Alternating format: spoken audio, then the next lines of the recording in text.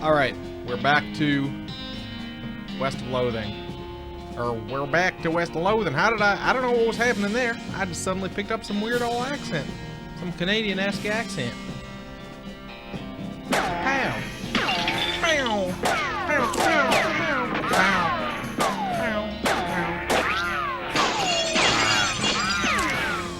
Now that that's resolved, let's get back into it. Alright, we're in Breadwood. Now, if I do recall correctly, I guess we can talk. What? Breadwood's bank was apparently small enough to fail. Breadwood's currently absent supply of militia yeast. Soup kitchen is bereft of soup. Breadwood's meager selection of library books. Table has no mail on it. Last time a mayor let this list get over 3 items, we chased him out of town with a breadstick nailed to the top of his head. Yikes. Alright, let's continue on the quest for this missing mail, I guess. What items do we have new in our inventory? Alright, the ring of getting places faster.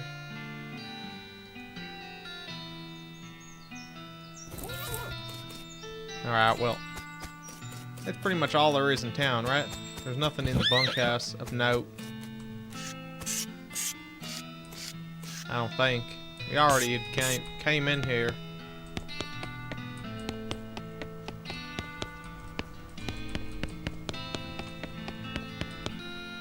Oh, we can pick this lock.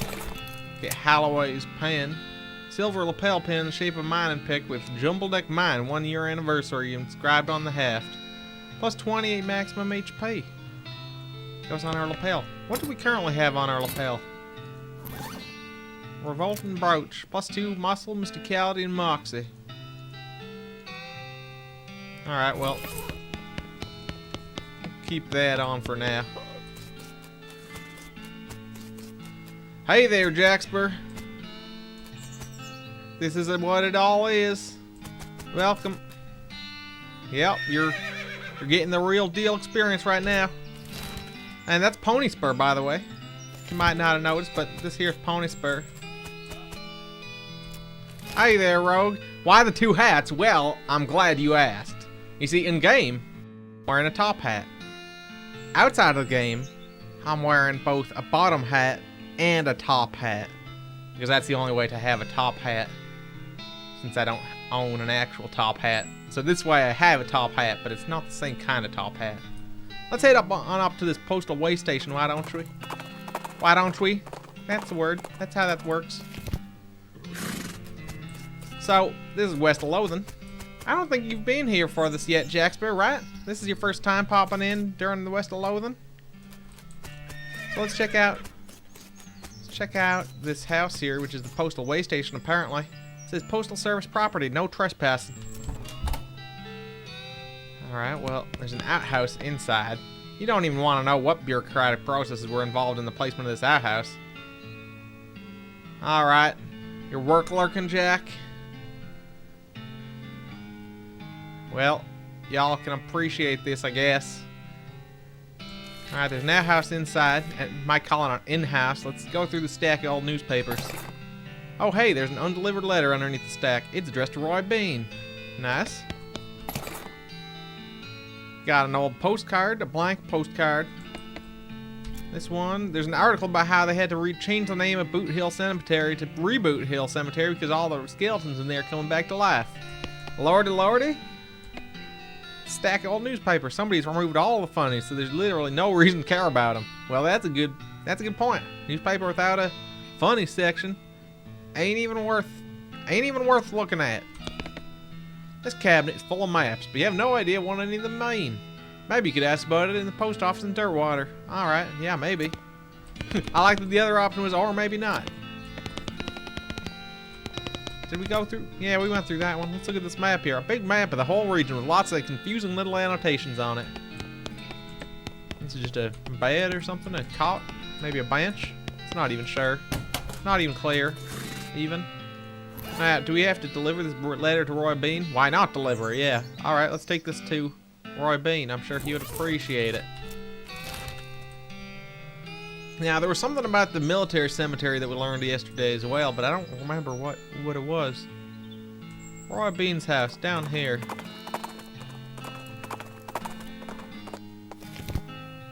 Roy Bean's... Oh, he changed his sign. Jelly Bean Museum. I just realized. I found this letter addressed to you. A letter?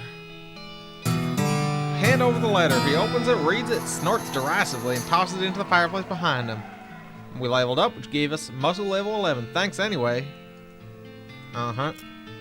Howdy, ass. Thanks again for helping me get back all my jelly beans. Don't mention it. Still can't buy that jelly bean. We don't have the meat. I wonder if we can buy that jelly bean, even if we do have the 6,000 meat. I'm not sure. Shitty golf cart ride. If only. No, this used to be Roy Bean's Jelly Bean Emporium and Justice or something. He used to sell them, but now he doesn't sell his jelly beans anymore. He's out of the business. Now he's just a jelly bean museum. Shows off his old jelly beans. But we had to recover the jelly beans because they were stolen. Now we delivered that mail, but House of Justice and Jelly Beans is what it used to be called. But it's strange that they're still talking about that since the signs changed. Maybe the signs let it wrong. It meant to be just ice and jelly beans. That'd only be a tiny bit more sensible. Wait, what? You prefer warm jelly beans? Gross. Let's look at this side quest, though. This guy... Oh, that's right. This guy wanted to picture an owl skeleton from the Penton Cemetery. And then we're investigating a missed shipment of mail to Breadwood, but I suppose probably we need to ask in Dirtwater at the post office about that map. Let's head back to Dirtwater. We also had some blank postcards that we could send off when we get to the Dirtwater post office there. You discover what is either an open grave or a very deep and rectangular pothole. Let's jump in. Well, if it's pothole, it must have been here a very long time because he found the remains of an antique traffic accident. Skull chips, skeleton bone, and a handful of old coins. Nice.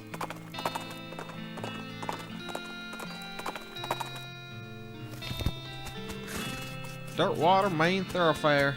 Oh, this guy's on the ground. This guy looks like he's in a lot of pain. Let's check on him. You okay, buddy? I'm pretty sure my leg is broken, so no. What happened? Traffic accident? No, it just sort of broke all of a sudden. Guess I don't get enough vitamins or whatever.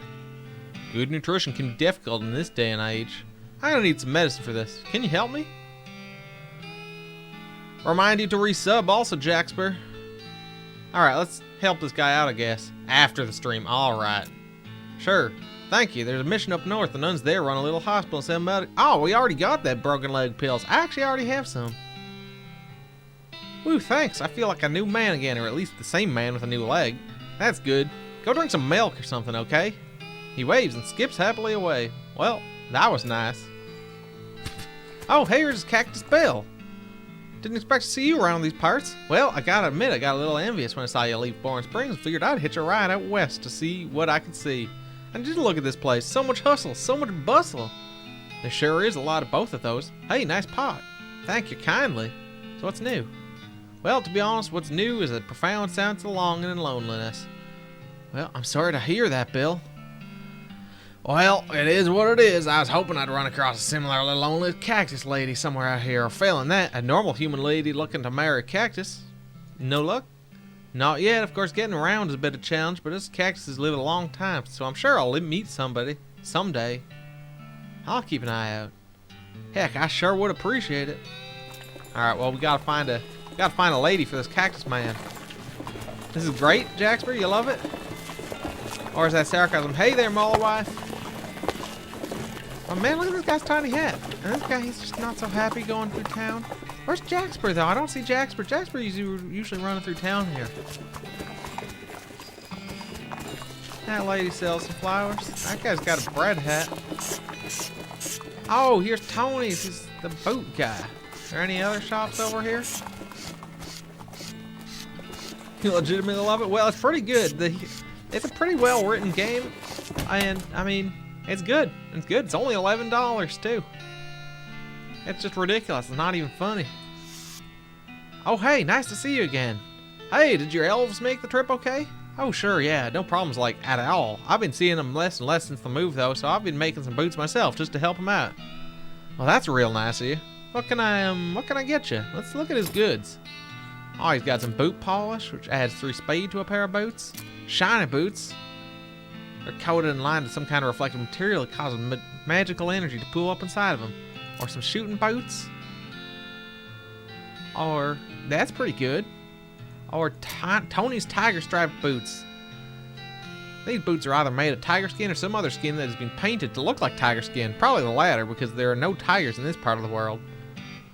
So I want to compare these to our current boots, which are extra large boots. Now, what boots am I wearing? Silk Nuns boots. +3 Moxie, +1 maximum AP. Those aren't even the ones we're wearing. Doesn't look like. Hold on. Hold on.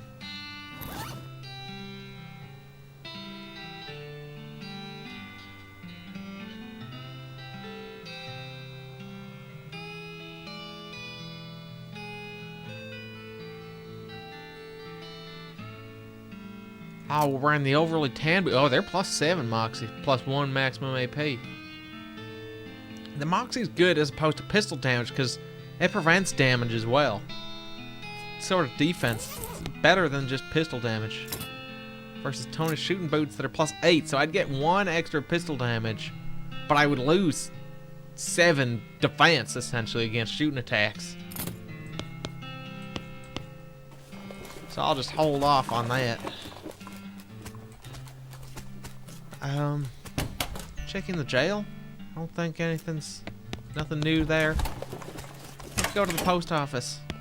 Or the post of ice. Oops. Alright. Hey, I need some help tracking down some missing mail. How'd you mean? Mail delivery went missing on the way to Breadwood, and I'm hunting it on behalf of their mayor. The local mail station has a bunch of route maps, but I don't know which one I need. Well, that information ain't exactly secret, but I ain't supposed to just give it out either. A delivery going missing is bad news, though. Suppose it's alright just this once. Wait here a sec. After a couple minutes, she comes back with a sheet of notepaper. Okay, so each map has a code number on it, you see? Based on region and direction of travel, she plans how to work out the code you need and gives you a cheat sheet for reference. So we got a postal code sheet, which allows us to find the right map. Alright, thank her and leave. Now we should also be able to... Oh, we got a package from Rufus. It's a package from our younger brother, Rufus. He's weird, but he's a sweet kid at heart. Alright. Now we should also be able to send off some postcards. Alright, let's have it. Quick note to Rufus. Alright. Let's send off another postcard. Oh, you can only send 1 postcard a day. Ain't you heard of the Postcard Limitation Act in 1893?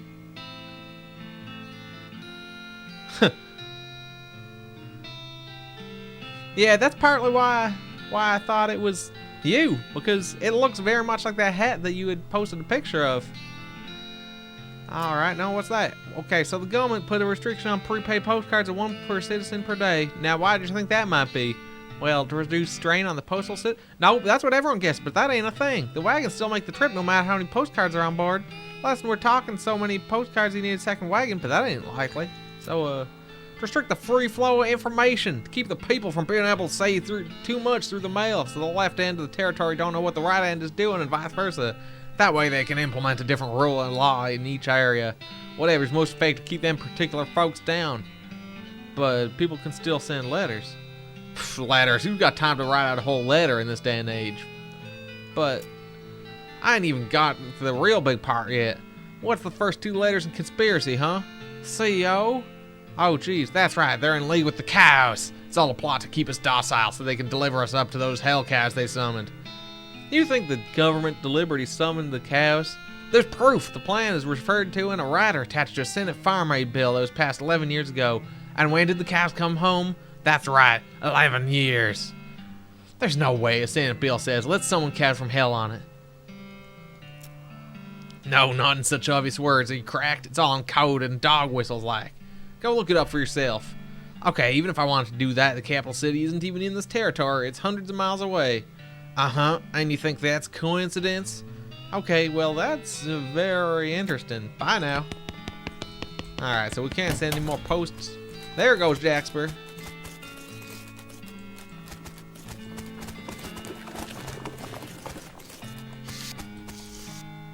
Alright, so I guess we got the map. Or we don't have the map yet, but we can now head back and get a map to figure out the mail.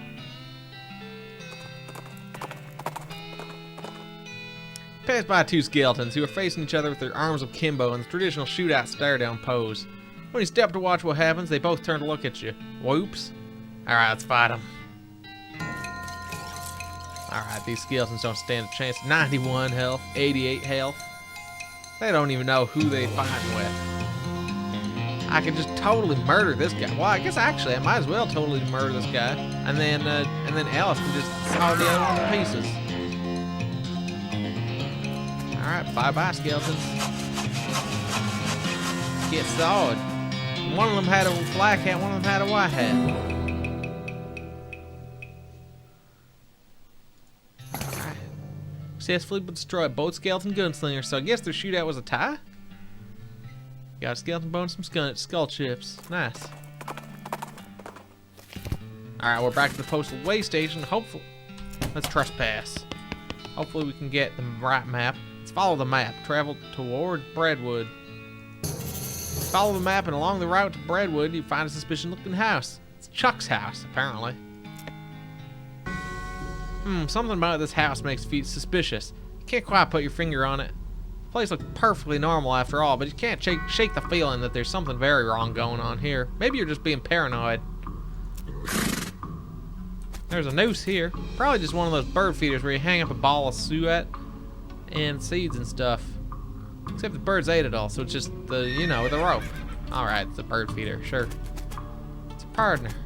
Cellar door. Man, I bet it's all kinds of horror down there, like some kind of medieval torture dungeon. Well, there's some graves over here, too. No name on it or anything. This seems fine. You approach the door hesitantly. You could be getting yourself into a real bad situation. Let's knock. You knock on the door. A voice inside calls out, "Come in, it's open." It's always open. The door creaks open and you step inside the house. The interior is an absolute nightmare. The walls are covered with rusty chains and hooks, as well as a variety of wicked-looking knives and shears. A man of indeterminate age and slightly hunched posture grins widely as you enter. His eyes gleaming. He's standing near a large puddle of blood on the floor. Hello, my name is Chuck. Welcome to my little blood and breakfast. Your what? Blood and breakfast. Oh, sorry, I have a lisp. A lisp? Yeah, it makes lud sound like lud. A bed and breakfast. I see. People also tell me I emphasize words oddly, but I don't get that at all. Uh-huh. Okay, that seems normal. Can we have a stay here? Chuck's staring at you. You notice that his left eye has a tendency to drift sideways as he stares and then reset when he blinks, which is not often enough. Large collection of steel chains, hooks, as well as knives, shears, and other bladed implements. Everything's covered with rust or possibly dried blood, or possibly both. This is fine. What's wrong with... I mean, it is what it is, right? This is fine. For my next cosplay, I should totally do something where I can use this accent all the time. My natural cowboy accent. My everyday cowboy accent. Yeah, of course.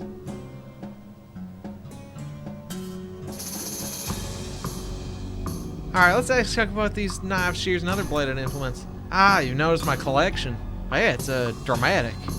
It all belonged to my father and his father before him. They were butchers. And you? I do a little bit, but not professionally. I broke with family tradition to run my little blood and breakfast.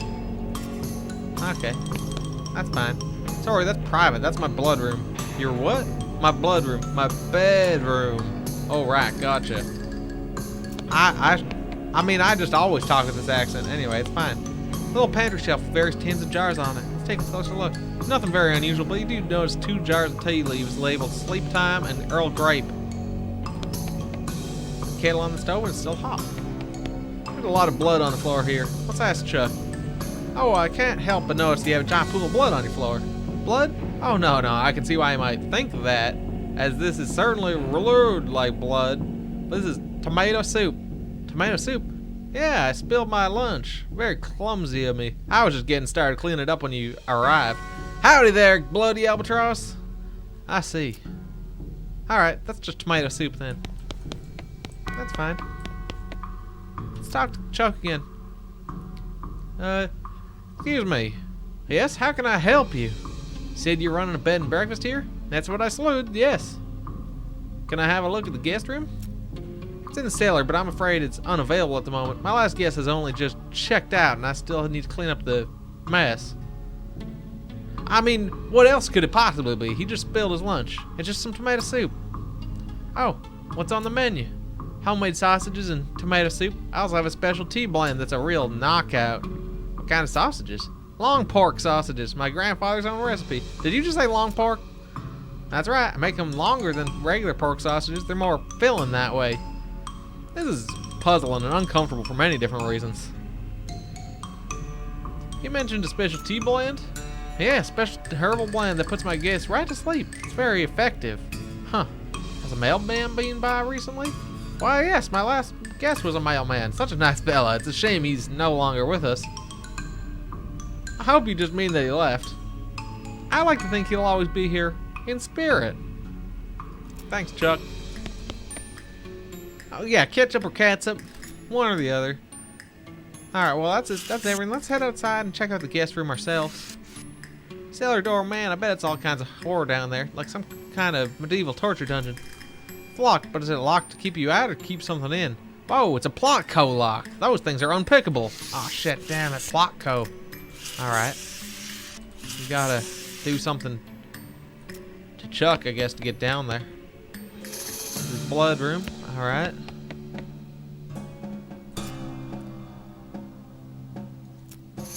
I had some sleep time in Earl Grape. All right, let's switch the labels. He surreptitiously swapped the labels. Chuck doesn't seem to have noticed.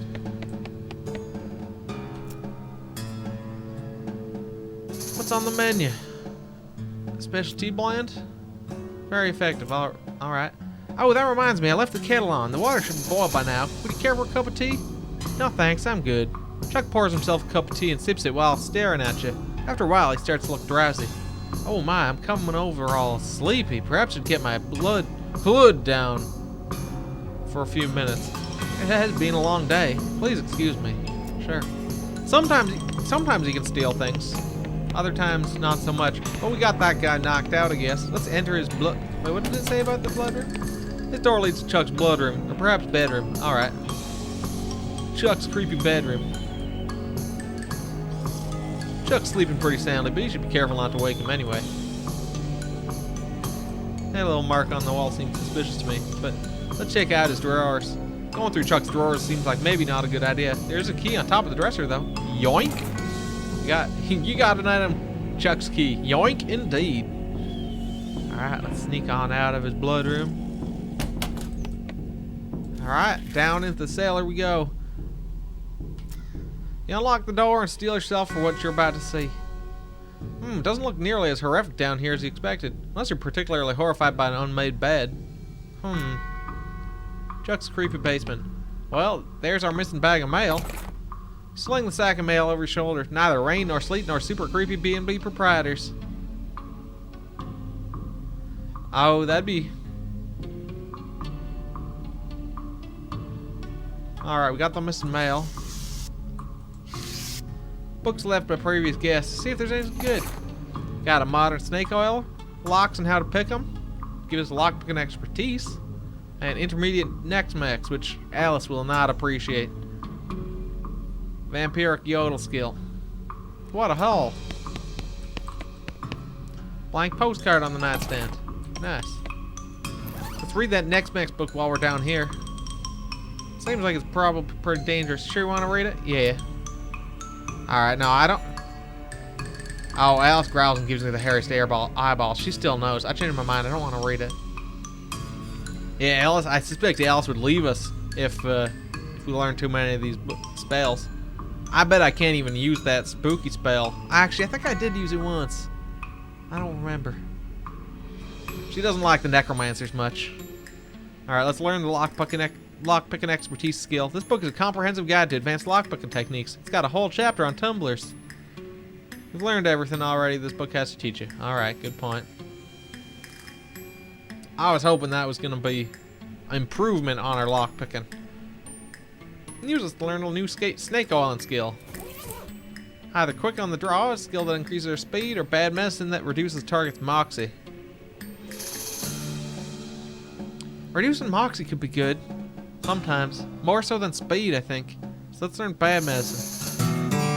You memorize the toxin recipe and add it to your chemical repertoire. You don't want anybody else using this toxin against you, though, so you destroy the magazine. Reduces enemy moxie by 5. So that would either increase our damage by 5, or decrease the amount of damage that they would do by 5, which could potentially mean that they do no damage. Better safe than sorry. Alright, let's head on up. As you're climbing out of the cellar, a mailman approaches you. Oh man, thank goodness he found my mail. This mailbag's yours? Yeah, I've been stressed out lately, so I took a day off and rented a room here for a sort of mini vacation. Chuck's a great guy, a little weird I guess, but real personable. And his cooking is great. Tomato soup and those great big sausages? His tea did wonders for my insomnia too. It did seem pretty effective. Anyway, I forgot my mail bag and wasn't sure I left it. So I've been retasting my straps for ages. Thanks for finding it. Sure, no problem. Here you go. Mailman walks away with the bag over his shoulders, whistling a cheerful tune. Well, that's sorted, I guess. Alright, let's see if Chuck's awake. Nope, still asleep. Well, whatever. That's the mail resolved. Howdy there, Pony Spur. Go back to Breadwood and... Transponder beeps, indicating a spot on the horizon. You spur Pony Spur towards it to investigate and find a well. Just a well. Curious abandoned well. Damned well to stop to investigate it. That's not on the way. God damn it. Transponder goes ape as you get close to the old well. Let's attach a rope and climb on down a well-roped well. Oh man, we got ourselves a portal and a shockweed plant. Got some shockweed extract and green thumb. Gives us experience for foraging. Through the portal. Into the El Vibrato chamber. Oh, which reminds me to take all those El Vibrato scraps to the professor. It's lifeless. Oh shit, another portal? Hold on. Hold on. Hold on. El Vibrato chamber. Hobono Hocho Zobe or something. Bunch of paper cards on this table. Let's grab them. El Vibrato punch cards. Well, we already got some of those, but I guess this is... Press the button and the machine speaks. A voice says, "Star, star." 7 buttons appear on top of the platform. Let's look at them. Oh shit. Let's just leave, not press those. The screen says, Hobunos Stackoxum. There are no buttons, but there's a very thin slot underneath the screen. Let's put in a punch card. Insert the card into the slot. The machine's screen springs into frenzied activity. You can't make sense of what you're watching, but when it's over, you know things you didn't know before. Learn the El Vibrato word for legs wear, secondary, and coffee maker. Whoa. Put in another punch card. Learn the word for matter, solar, and detected. Destruction and south. Clothing adjustment and system. I don't know what this is all about, but learning words has got to be useful for something. Pipeline increase in power, refresher maintenance, brooch. Destination, cache, source. Whoa. Voice says Ambacos. 7 buttons appear on top. Now I'm wondering if we know... No, we don't know what those words mean. But maybe now if we go back to the professor... This has got to be some important thing. The old dangling rope. This has got to be some important key kind of spot. Because otherwise... I don't know, that just seems weirdly specific. Oh, let's open this package from Rufus. Forgot about that. Portable alchemistry set. Dear bro, I thought you might be able to use this. Installs an alchemistry set in your room at the Jewel. Oh, what a great kid. Wait, what just happened? Nostalgia mode unlocked in options menu. Jeez, you really miss that kid, and you miss your parents. You get all nostalgic just thinking about it. Sniff. Alright, now. Everything's kinda brown, sepia toned.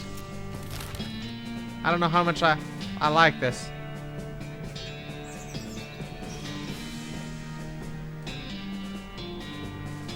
I guess I'll keep it on for now. It's a little bit different.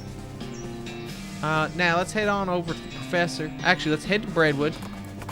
maybe it'll be easier on my eyes. I don't think it's so much that as the other lights, the face lights and stuff.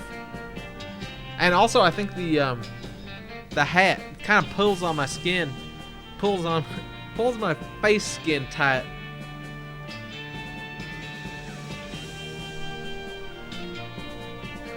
Just need this to shade my eyes. Hold it right there. A bandit steps out of the bushes at the side of the road. He's pretty raggedy, but he's also burly, like a scarecrow stuffed with footballs. Like a scarecrow stuffed with footballs? He has a pistol that can be described as a hand cannon without getting metaphorical. Give me your dough, or else. You could fight him, or you could hornswoggle. Let's just hornswoggle him. Or else you give me your wallet and leave peacefully? Okay, I'll go with that one. I mean, that is the standard or else around here. We wouldn't want to buck tradition. He looks deeply puzzled, but gives you his wallet and leaves. Alright, we got 80 meat. And he's gone. That's alright. Alright, where's Bradwood? Let's talk to the mayor. I'm sure he'll appreciate that we solved that missing mail case. Yep, we found that missing mailman, too. He's on his way to deliver it. Excellent. I hope there's a new issue of Mayor's Monthly. Sounds informative. Looks at the list of... Let's help with another problem. The overdue book, the logging permit, the soup shortage, the skeleton raids, stolen yeast, missing bread. Let's look at the overdue book. Our library's only got 4 books, so it's serious business when someone doesn't return one. Records say it was loaned out to a lady named Alexandria. That was a couple of mayors ago, so I don't know her, but we've got an address. Alright, I'll go ask her. We've been to Alexandria's place. I don't remember who she was, but... I think our unlimited bones, yeah, the unlimited bones didn't let us build a bridge. I think the unlimited bones basically just means that we can go back and take 5 bones from the buffalo pile anytime we want. Or when we're low on bones, we can get 5 more bones. Now, where? Oh, right. We could also head, when we have 500 meat, we can head to the petting cemetery and get that picture. The lady with the books in the basement / bomb shelter. Or at the Alexandria Ranch, probably.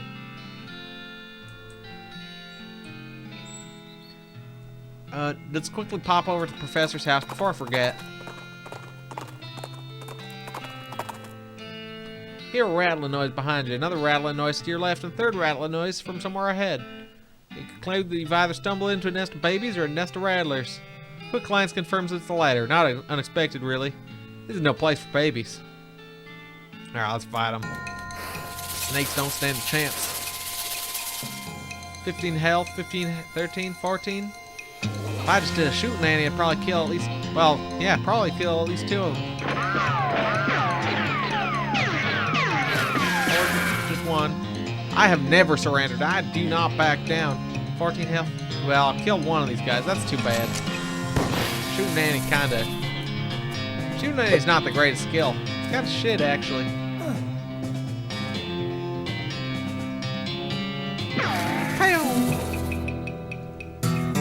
Defeated all the babies. Wait, no, they were rattlesnakes. Right. Alright, we got a mysticality up and some rattlesnake skin. I don't surrender. I'm not the surrendering type.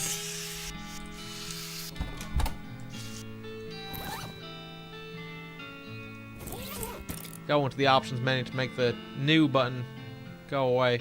So yeah, I can toggle on... Wow, actually, the difference between that is quite great. It does actually kind of hurt my eyes a little bit more looking at the white. The nostalgia mode's good. I like it. Good to see you again. Have you got those 5 piles of scrap yet? Yep, got them right here. Great, let me just, yep, okay, this'll do the trick. Let me just get this running, then you'll be able to grab a keystone from it. Take another 5 scrap for each one you need. Are you familiar with the lost Dutch oven mine? Grim place, but that's where I found the chassis for that fabricator, wedged behind an unusual pile of rocks. Seems like a good place to start hunting. Alright, I'm on it. Oh, I see. So this just gives me keys. The keystones, which lets me open the chests that seem to have good things in them, I guess. Did we get a keystone? We must have gotten a keystone.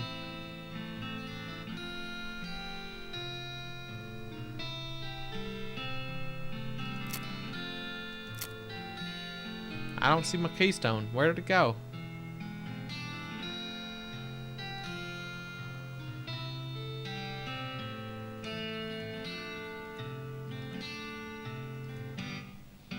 Well, I don't know.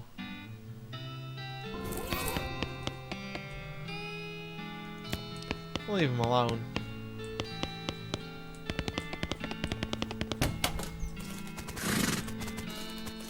And are you okay? Are you okay? Now let's. Where's this lost Dutch oven mine? There it is. I guess we can head there. Might as well.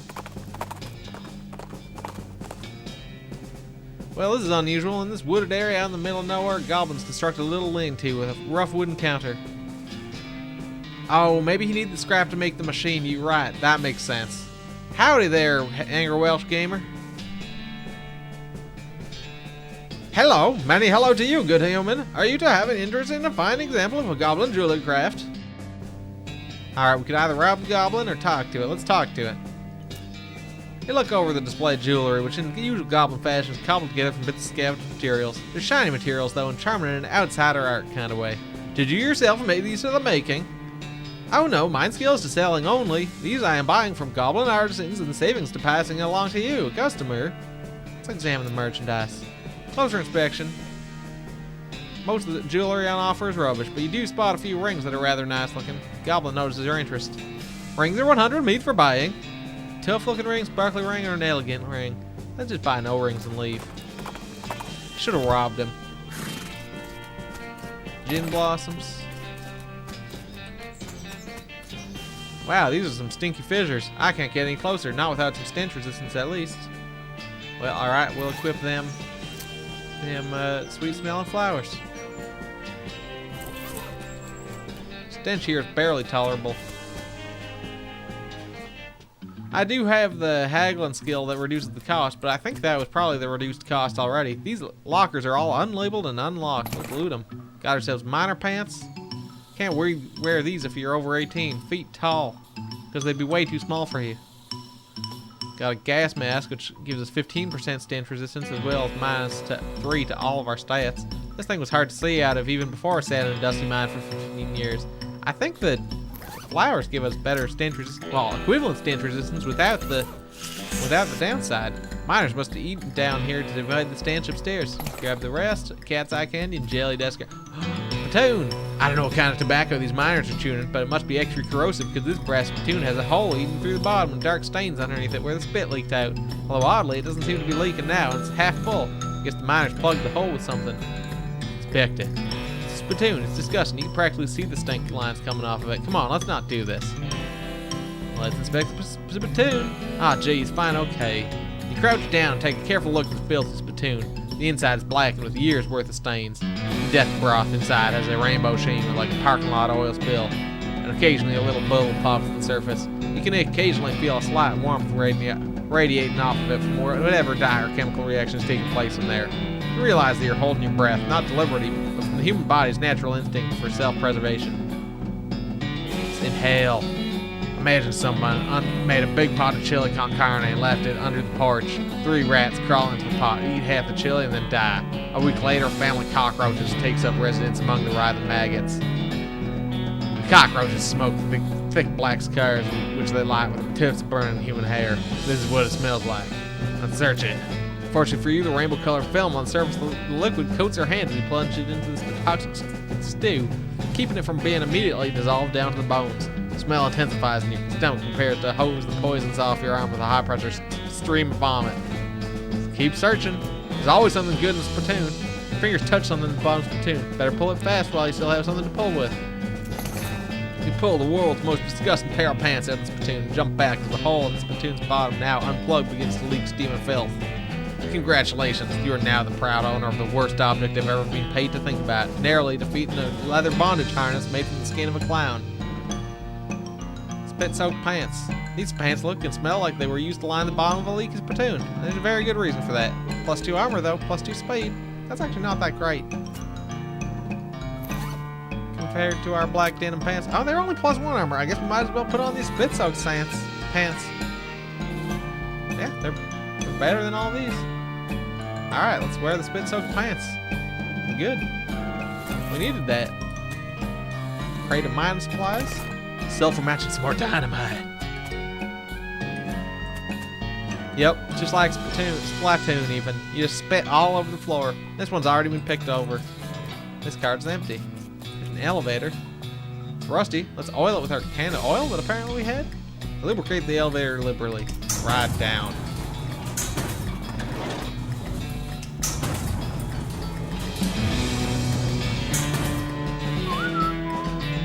You emerge from the elevator into a deeper shaft. By the light of your lantern, you see exposed meat veins on nearly every surface. It's unusual that there would be this much readily available meat left in the working mine. What were they digging for if not for this?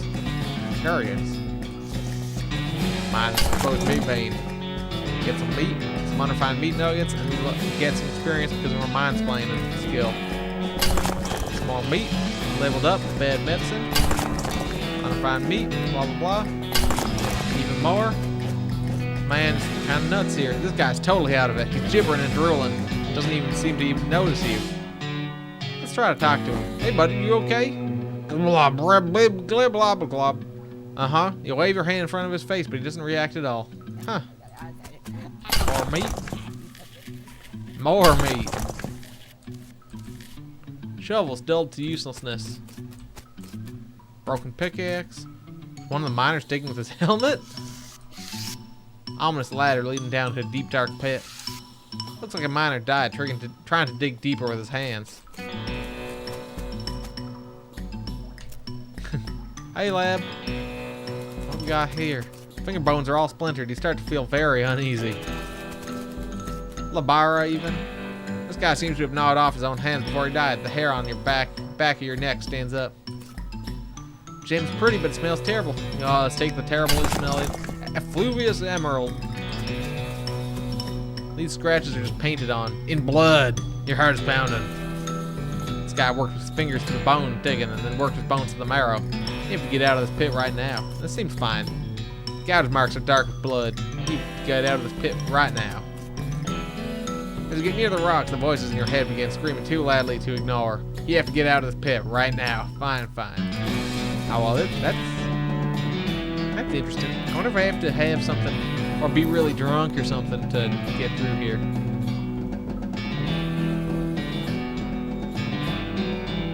I mean, that makes sense, Welshie.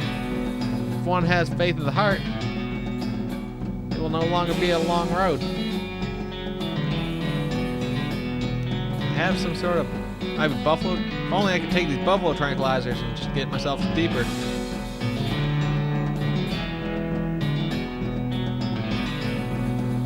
Loading. Nerve pills. Gotta have something that'll let me get through here. Oh, I already had the Diary of Alexandria. Oh, that was the destroyed fort, right?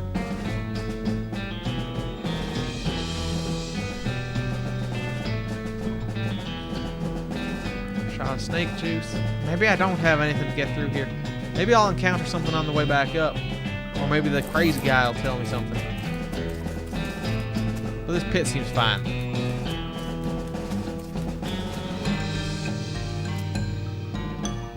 Alright, nope. I guess this was the place with the oh, I wonder if I need to be totally whacked out on those dirty hypocrite mushrooms. What was the ley line note?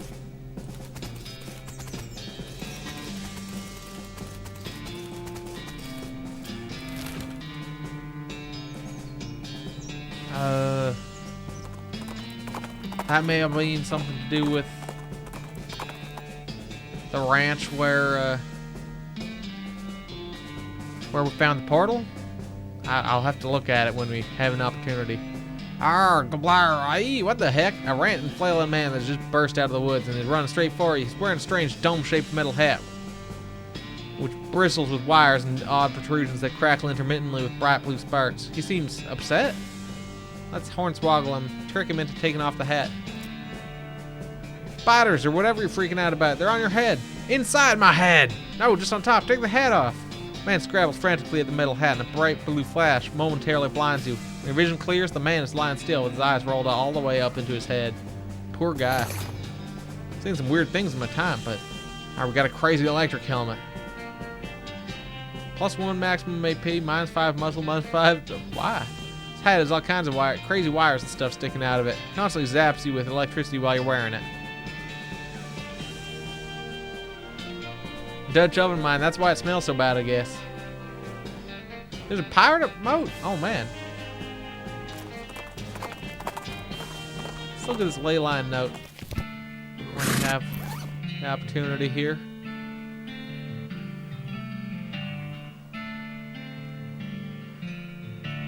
I guess if I look at my miscellaneous, maybe the quest items. Cryptic note about ley lines. Note from the necromancer to one of his cultist flunkies. Oh, apparently I hadn't read this? Examine the weird diagram. If you can't make heads or tails of it, stick the note into your necromancer journal for now. Okay, that's interesting that I hadn't looked at that. Necromancer's lair is west of the mountains. Found that weird ley line diagram, but you don't know how to interpret it. You'll need to find somebody to help you. Somebody smart, someone who knows a lot about magic. Of course, this game's truly delightful. There's all sorts of good stuff in there. The writing is so good. There's so much weird detail to all this nonsense. Alright, so we need to find someone smart, someone who knows a lot about magic to tell us about this ley line diagram. Hell cow energy.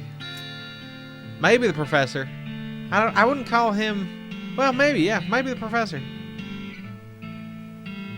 Although it did mention magical as well. But maybe, yeah, he is smart. Presumably.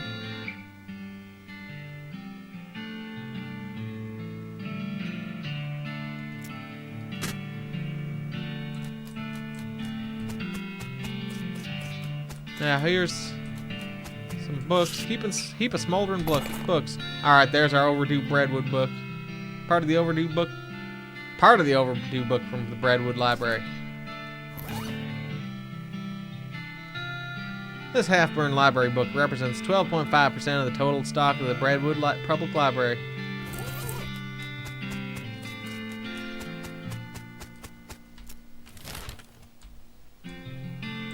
Wait, where? There's Breadwood. Discovered a new map location. Curious copse. Transponder beeps indicating an ordinary looking copse of trees just over the next ridge. Let's check it out. May collect some different trees and leave. The other option. Your El Dorado transponder begins beeping slowly and quietly. Presumably the closer we get, it's going to be louder. Starts beeping at a medium tempo and volume. Here's a plant. Oh, what? We got something else there too. Oh, well. I guess we didn't need to really think about this too much. This thing looks pretty tough and pretty attentive. Let's attack it. It's only got 80 health. Bang, bang, bang. Putting an end to that crazy machine's centuries-long reign of terror, or reign of duty, I guess. It was really just minding its own business. All right, we leveled up bad medicine. Got 4 El Vibrato scraps. Anything else in here? Probably not. Deafening. Beeping from your transponder reaches a deafening volume. Oh shit! Whoa! That's a big teleporter. El Vibrato Construction Facility, sublevel 19. Oh man, it has an empty coffee cup in it. Found contraption is dark and silent. I don't know if it's dark. Well, there doesn't seem to be anything I can do here, potentially until I activate this machine somewhere else. Oops. God damn it. Alright.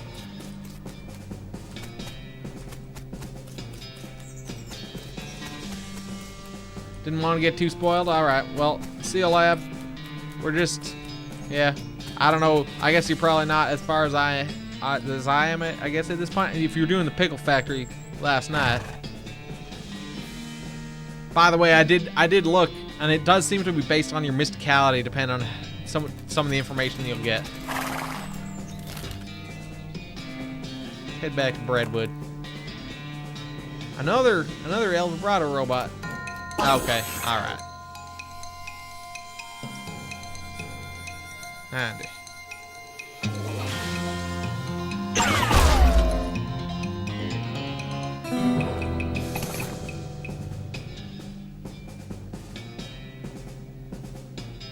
Put that robot out of misery or boredom. I guess that, or I guess just existence. We prefer not to personify it. We got El Vibrato scraps and an El Vibrato battery. Portable power source for those weird El Vibrato machines. Well, what I've read is that it is not possible to do everything in one playthrough. It's possible to do most of the things in one playthrough, but at the very least, there's things that I missed in the starting area there, in the kind of tutorial zone. So it does seem like a game that's designed for multiple playthroughs. But I feel like I'm being pretty exhaustive in my searching of this game so far. I probably won't play it again right away, but I might play it again kinda just at some point. Alright, so we got a battery, which I'm curious. I bet we can now activate the machine with that battery. But let's take this to the mayor. Oops. Are you able to find that missing library book? Well, half of it. Well, that's a real bail biter. Oh well, everyone mostly skips the words and just looks at the pictures anyway. Mostly just the bottom half of the picture, so that's alright. Okay, well, at least the captions are still there, I guess. Mayor glances at the list of problems posted on the wall, paces around nervously. So look at the next problem. The logging permit. We're running out of trees around here and need to expand our operation a bit. Problem is, we need a logging permit from the next town. The whole place up and died before the paperwork was settled. Ghostwood. Yeah, I was disappointed by that Pikmin game because I had high hopes for that. I hoped it would be good, but it was much worse than I expected it to be. And the Pokemon one, again, I expected it to be better, but also kind of awkward at the same time. But it just did not have, it just wasn't that good.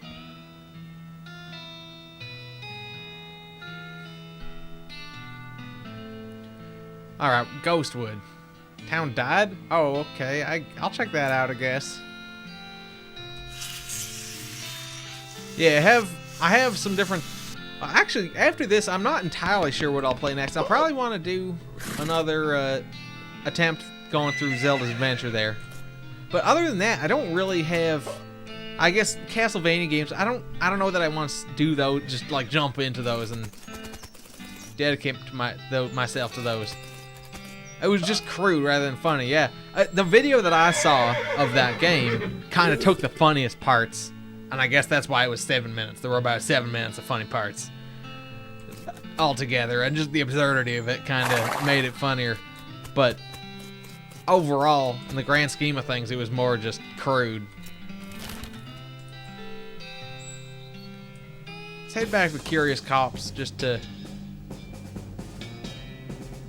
see if that battery will let us activate something in there. Let's fight the snake. Or, yeah, lightning snake. 90 health.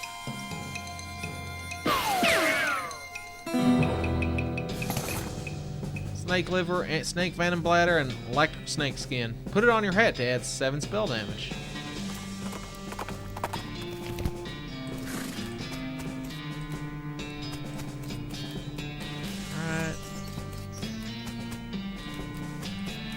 Make my way through these here trees. Hey there, Buttercup Erica. Yeah, this is my bottom hat, my top hat.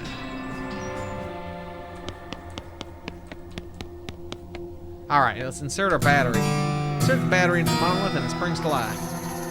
Knocks you up, and we get a gain on effect, energized. You're chock full of El Vibrato energy and you feel like you take on the whole world, partly because you're stronger and smarter and faster, but partly because you're also overconfident. It's not that big of a boost. 4 muscle, 4 mysticality, 4 moxie. And we learned 2 El Vibrato words. Whoa.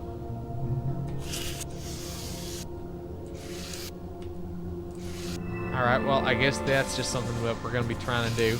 Activating these machines as well.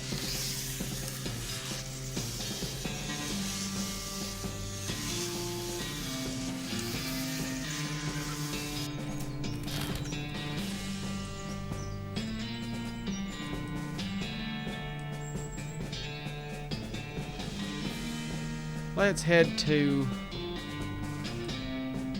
Ghostwood, I guess. Passed by 2 skeletons. Well, we're gonna kill them. 73 health. Alright, we'll do a hammer fan. And then we'll have Alice chop this guy up. Take a hug's neck. Me back.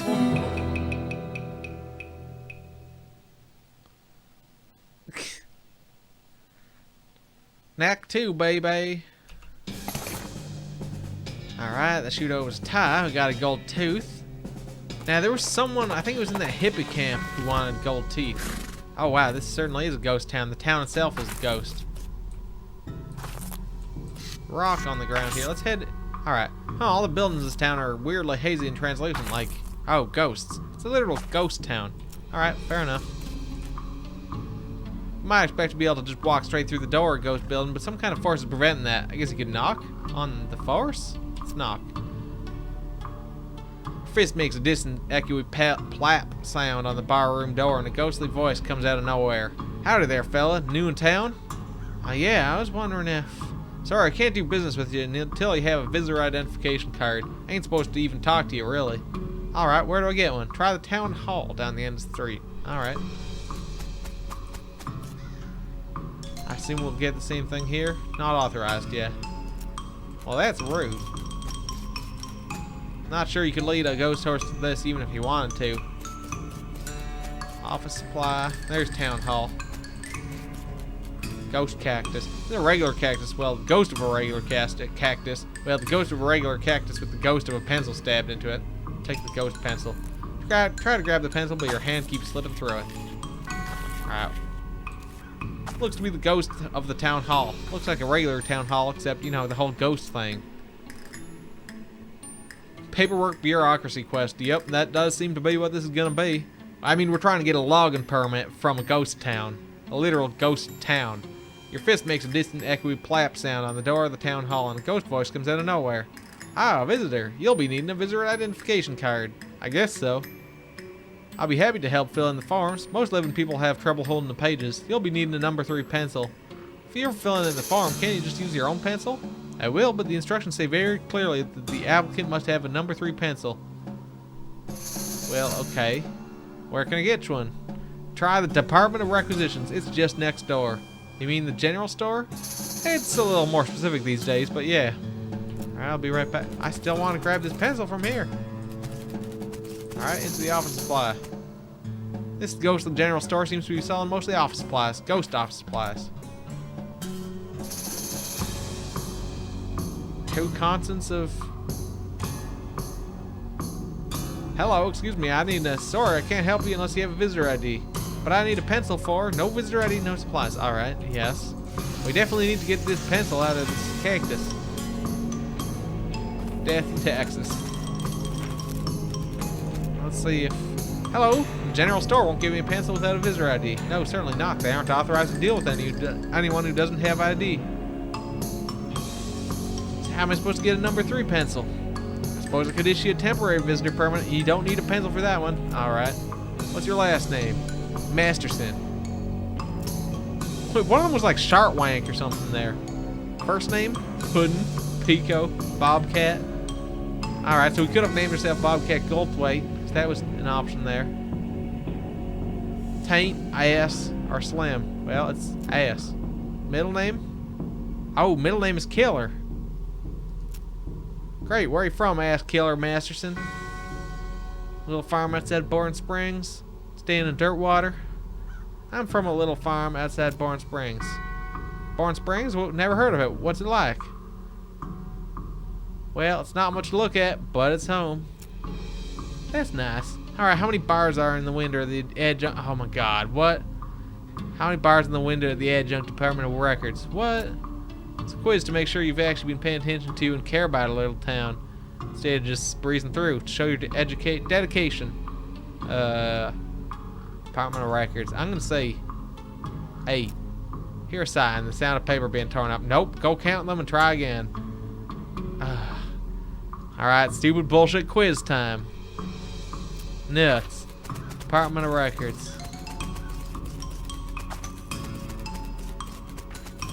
What the fuck? Department of Records? It must be the jail, I guess.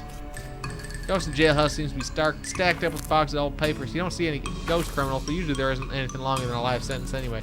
So, is that 1, 2, 3, 4, 5, 6, 7, 8, 9, 10.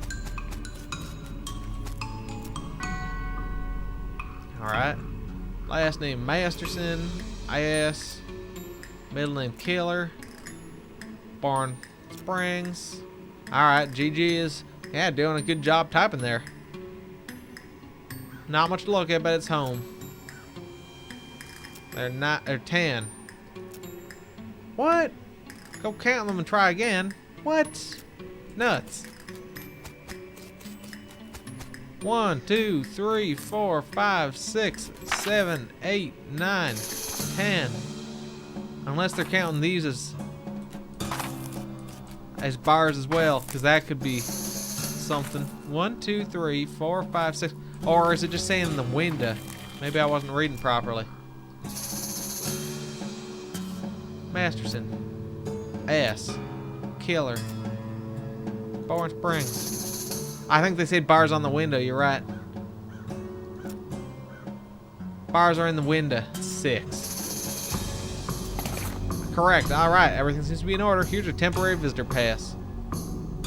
Use a temporary permit card while you apply for an actual visitor's ID. His ass killer Masterson written on it and probably already expired. Expired in 11 seconds.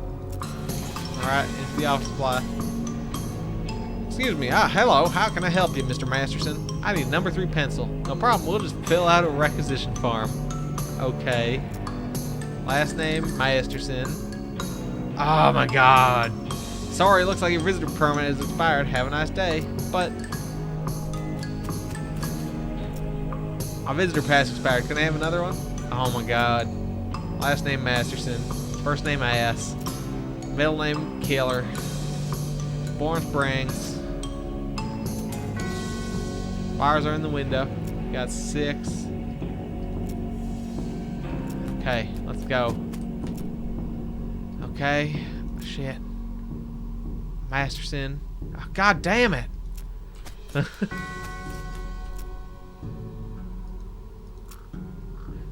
Oh, maybe with the permit I can just grab the pencil. That's the only other possibility. Because otherwise, yeah, it must be that. That's exactly what I was starting to think. 6. Alright. Managed to snag the pencil with the corner temporary visitor permit and yank it out of the cactus. Nice. Oh wait, this is a number 4 pencil. Alright, we got a ghost pencil. Yeah. What do you think ghostwriters use? God damn it. Okay, I got a pencil. That's here's a number 4 pencil, not a number 3. I was hoping you wouldn't notice. Look, a number 4 is like 33% more official, right? Ha, nice try, but it obviously doesn't work like that. Can I go into the supply store?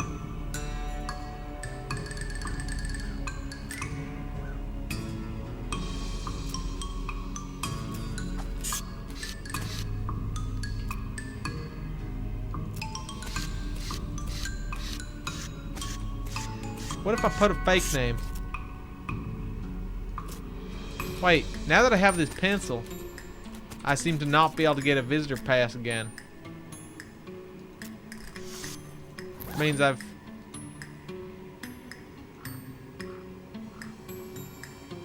obviously got to do something else with it now.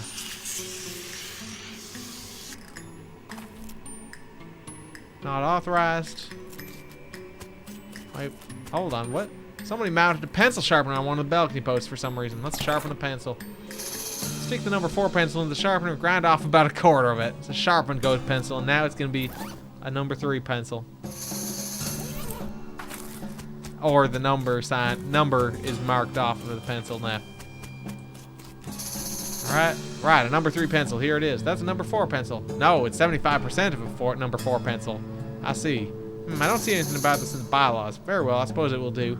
Let's get you started on that visitor identification permit. Thank God. Last name Masterson.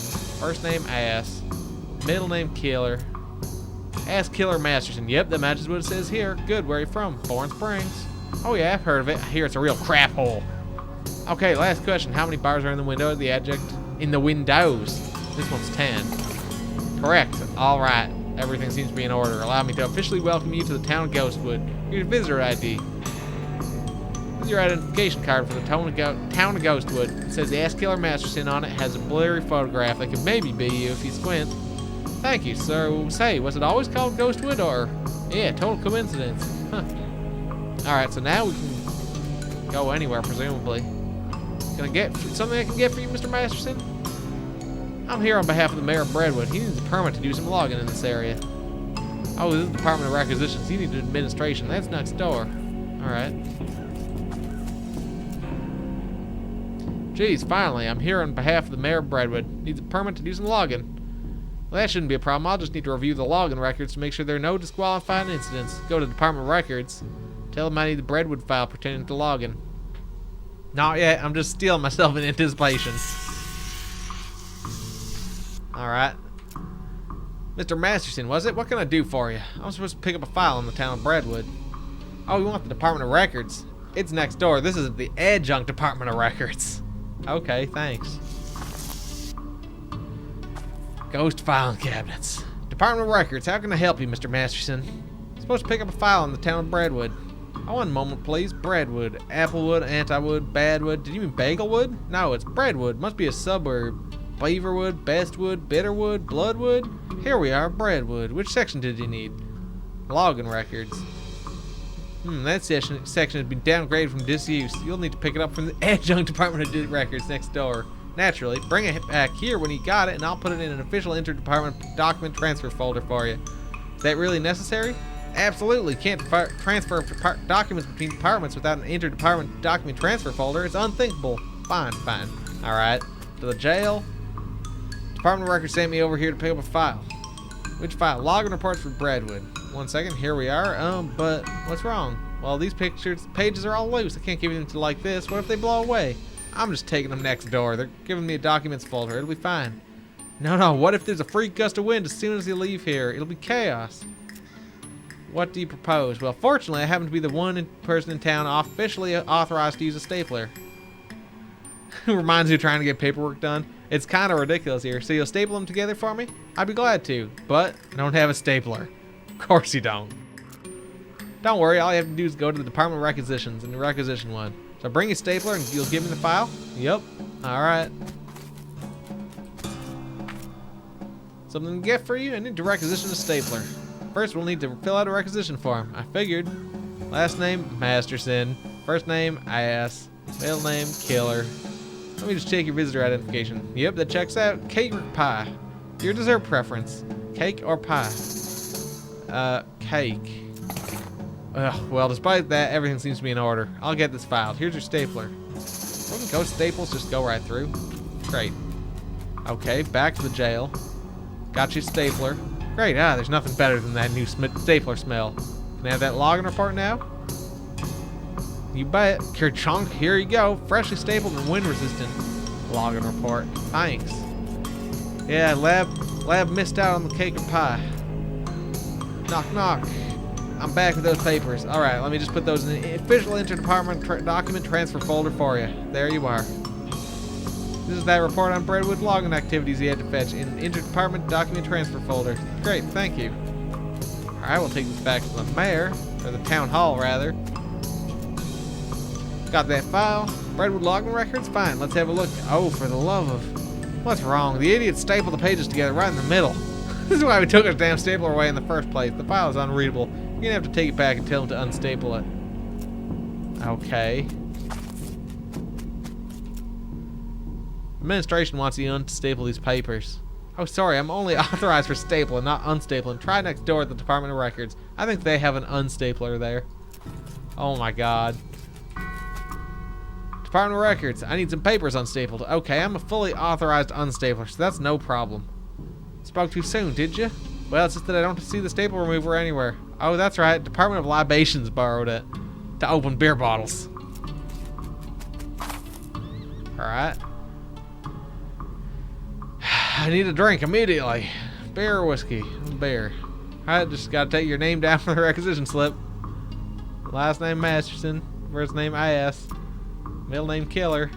Let me match that against your visitor ID. Ask Killer Masterson. Yep, that's fine. That'll be a... Wow, no, never mind. Alright. Do you have the Department of Records staple remover? Sure do. That thing pops the tops of beer bottles like you wouldn't believe. So long as it removes staples, I'll be happy. Imagine it does, but I'm not afraid I'm not authorized to run stapling. You'll have to take it back over to Records. Here you are. Alright, here's your staple remover back. Great, let me just have a look at those papers of yours. Tisk, adjunct records up to his old tricks again, I see. These don't even need to be stapled. That's what the interdepartment document transfer folder is for, after all. Ka-chunk. Alright, here you go. Thanks. Back to town hall. These unstapled papers. Alright, I'm back with an unstapled Breadwood login file. Let's have a look. Okay, I can't see any problems with this. I'm frankly amazed. Let's get started on the paperwork for that login permit. I am no longer amazed. Last name, Masterson. First name, IS. Middle name, Killer. Okay, that's fine. Just need to stamp this here. Sign it here. Now you sign here. And also here. And initial here. And here. And here. Good. Now you just take this back to the mayor of Breadwood and have him sign on this line here. And initial over here. Alright, we got the login permit forms. Need to get the mayor of Breadwood to sign these for his login permit. Are you kidding me? I don't know how to do that. Ugh. Alright, back to Breadwood. Question is if we'll have to bring that login permit back here to get it validated. Too real. Yeah, that's a pretty ridiculous little quest there. Well, here's a thing out in nightmares. Maybe not your nightmares specifically, but definitely someone's. Human skeleton scuttling towards you, crackling with blue electricity and making a loud hissing noise. It sounds like a cross between a nest of angry rattlesnakes and a broken radio. Let's lasso that sucker. Pull out a coil of heavy-duty steel cable he found earlier, and I didn't bother to mention. Poke one end into the ground and quickly tie the other end into the lasso. Skeleton, seeing this, gets the picture pretty quickly and runs away before you get the chance to try out your lasso throwing skills. Yeah, I think in theory you could finish the game in one day, but certain quests like certain quests seem to require you to sleep. There was something that we did that needed us to sleep.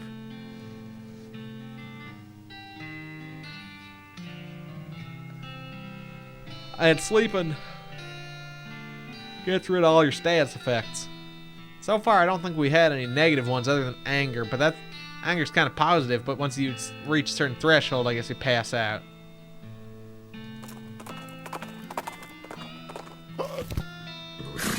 Alright, let's take this to the mayor.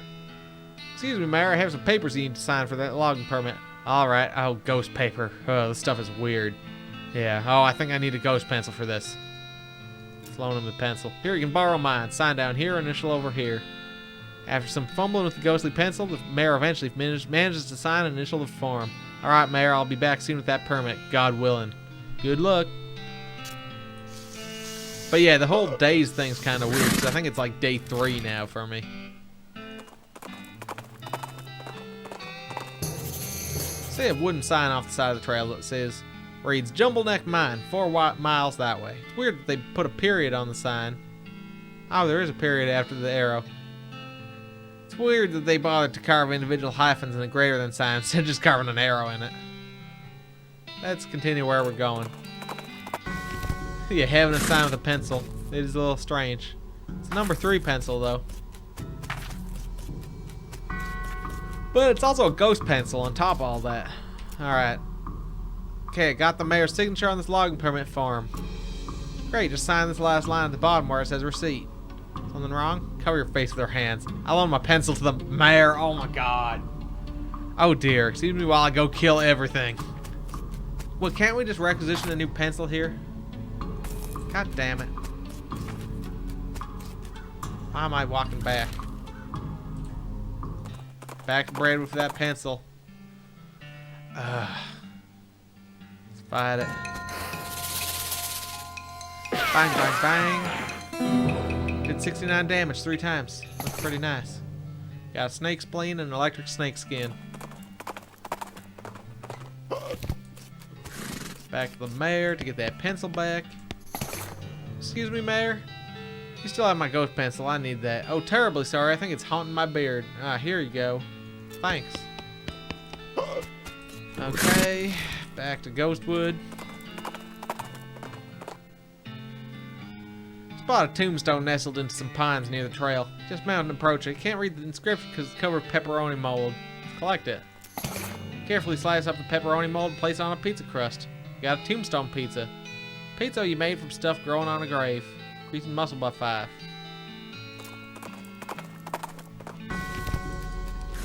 Okay, back to the town hall.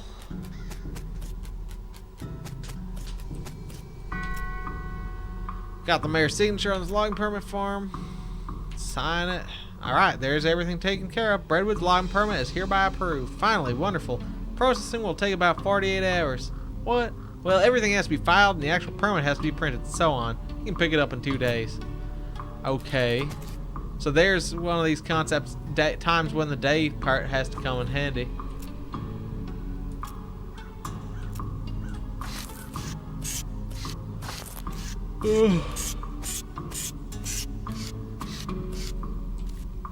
How do their opponents were?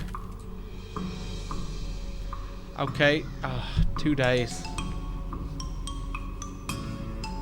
God damn it. Let's pop back into Ghostwood for a second. What's the death effects that I currently have? Rolling on. I got angry. Doing shots. Schnappy dresser. My third eye is halfway open. I believe twice because we got 46 extra mysticality. Yeah, only 1 guess per day for that grave puzzle. My third eye is all the way open also, and I'm energized from that El Vibrato thing. I guess we might as well go back to the graveyard there and give it another shot before we sleep. Reboot Hill. I did think about this puzzle again.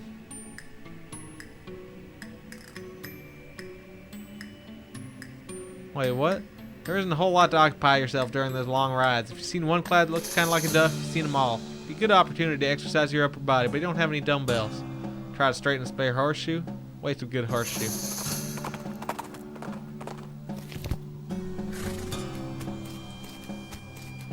I did think about this a little bit, and I did realize one potential.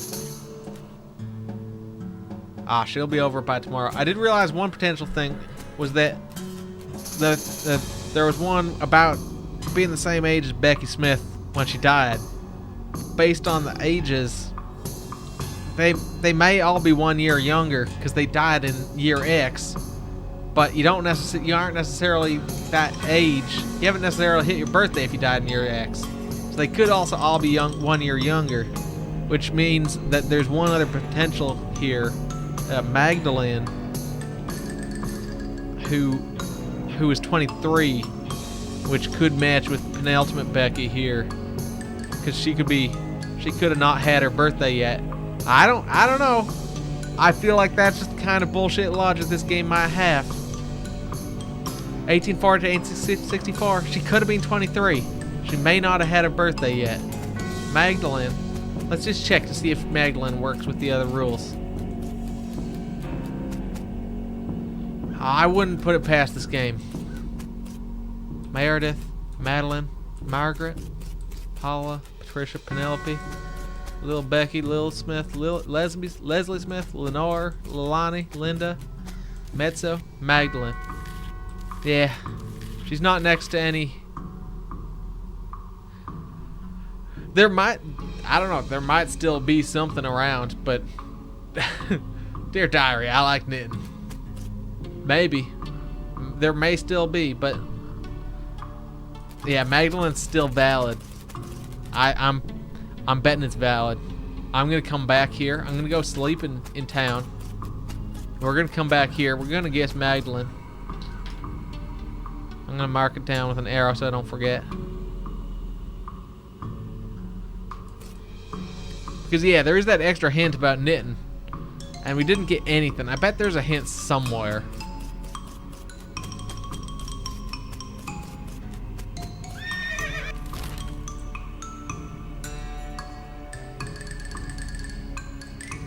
We can set up that alchemistry set in our hotel room as well. Do I have enough money for the zoo? I thought it was 500. I don't know. Maybe. Let's swoggle this hell cow's horns. That isn't a thing. What would that even mean? Decided to try and scare it away instead. Look out! It's a thing that cows are afraid of. I'm not sure what that would be, but there's definitely one coming. The hell calf grunts with surprise and gallops away, apparently not wanting to risk an encounter with whatever it was thinking of.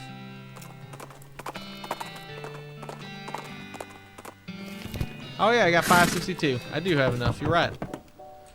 Now let's set up that portable alchemistry set. Still the alchemistry set next to the window. Oh, I think this strange lamp we can set up too. Groovy.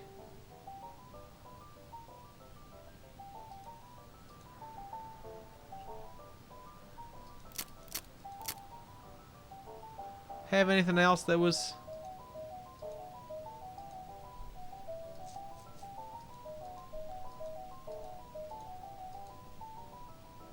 Buffalo tranquilizers. That's gotta be useful for something.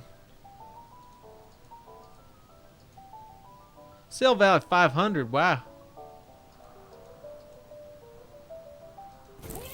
Alright, let's have a nap. Or actually, does this... Ah, it's just for looks, I guess. Oh, and this lets us make these.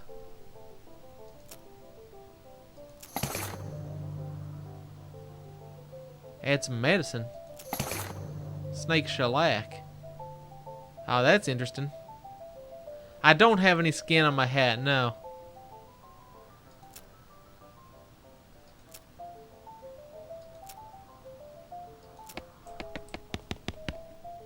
Cause yeah, I forgot about that. Yeah, you can add the skins to your hats. Put on your hat to add 7 damage, spell damage, 3 muscle. It's gotta be one that's Moxie.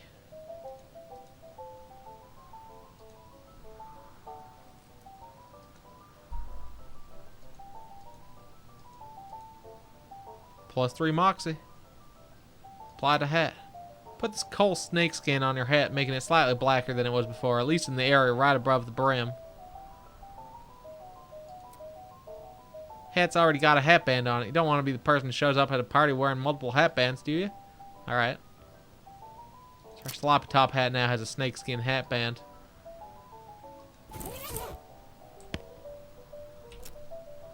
You go to sleep. You dream that you're painting a self-portrait while fleeing from a ticking clock. After that, you slip sideways into the ghost of an angry bear. You wake up quite refreshed. Yeah, it's too bad it didn't change the picture, but oh well. Day 4. Let's head downstairs and check out the, Heard you had something interesting back there? Not sure what you're talking about. Maybe my info's too old. I found a note from some travelers that passed through here about 8 years ago. Oh yeah, that was the previous bartender. He had a little trick he used to offer to show some people. That's what got him fired eventually. That senator's wife wasn't amused. He rummages around under the bar for a minute, then blows out the dust off a tiny piano, about 9 inches tall. Here, you can keep the piano so long as you don't ask me about the trick. Now, there was somewhere that said pen and a piano or something. I don't remember where that was. Maybe it must have been in Bradwood. Lloyd have anything else for us?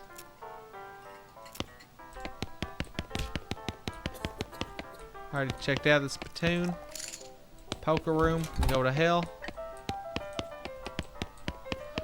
Oh, that's right. We had been sending some people to the stage here.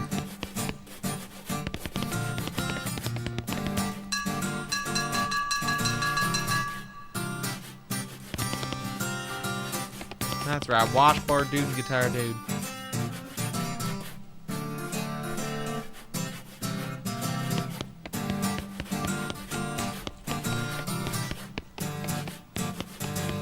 Alright, well. That's that. Nope. No, there was much else that I guess I might as well sell off some of my stuff here in the mercantile. The Fluvius Emerald. The gem is half as valuable as it is pungent. You're in the money. Probably wash your hands before you spend it. Intermediate next max we're not going to use. This book we can't use anyway. These bone chip rings. I don't really need them. Floral ring.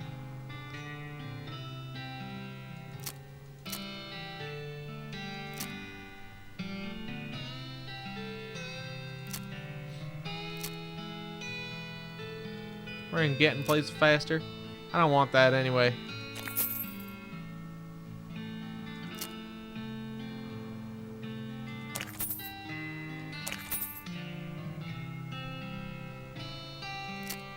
Mushroom cover bone. Do I have 2 shovels? Oh, so I do.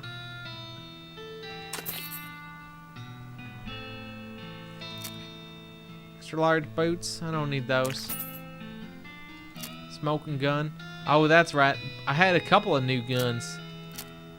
That one sets people on fire. This one's speed. I'm gonna sell the speed one. Black hood. Don't need that. Old wedding ring. I'll hold on to that for now. Crazy electric helmet is garbage.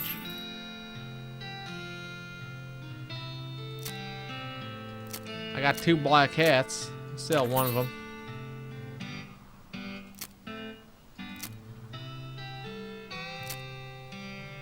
Unrefined meat nuggets. Got to register for your last semester of college. That's exciting.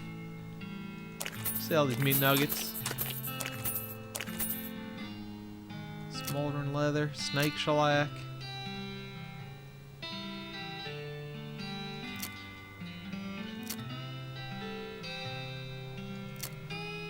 There was someone in the hippie town who wanted those. Handful of coins. You can just sell those.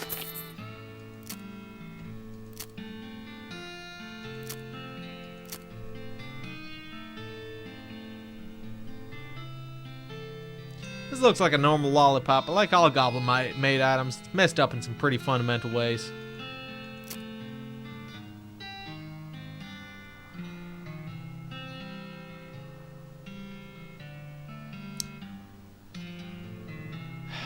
Alright, nerve pills, no.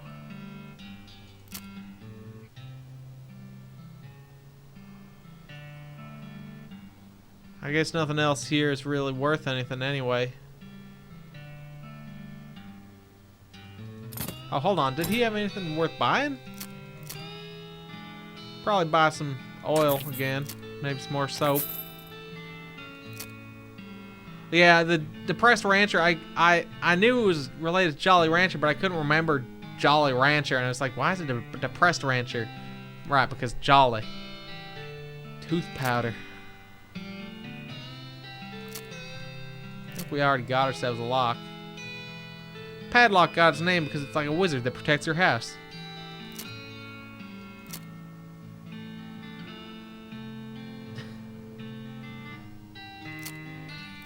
Maybe. Oops. Oops. Sort of comestibles. Dirtwater Post Office got any mail? Oh, I guess I can package from Rufus. I guess we can probably send off a new postcard as well. Alright. Let's open up this package from Rufus. Modern Snake Oiler. Dear bro, I found this and thought it might help you not die. Alright, I guess there's only this last skill, quick on the draw, to learn. Practice techniques described in the article until you're moving so quickly that you can't even see yourself. Then you notice that you also can't see the magazine. You must have dropped it somewhere while you're moving so fast. Whoops. Did it tell me how many I have?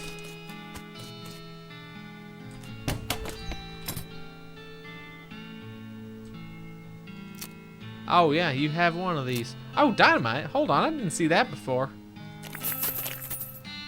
I need 50 of those. Don't tell me otherwise. Not yet, Bill. Sorry.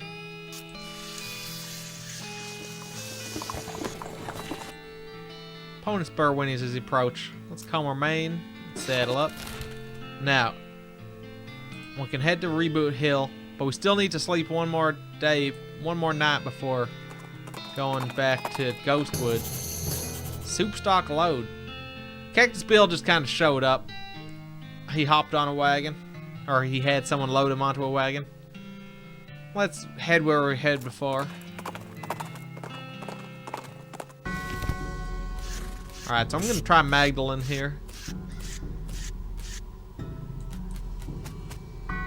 Still can't remember which one of my 20 granddaughters was my favorite. Please, can you help me? I think I know who she was. I am? Magdalene? Granny's eyes brighten. Okay, so well, that was some crazy bullshit there. Granny's eyes brighten and she bursts into tears, but happy ones this time. Oh yes, of course, how could I have forgotten? Poor sweet Magdalene, oh how I miss her. Got 96 XP. Granny drifts over to her tombstone, gently places a bouquet at its base. Both Granny and the flowers fade away into nothingness. The edge except for a single flower that remains, a single ghost flower. It's sad when flowers die with unfinished business. This item goes in your offhand, plus 11 spell damage. Goodbye, Granny.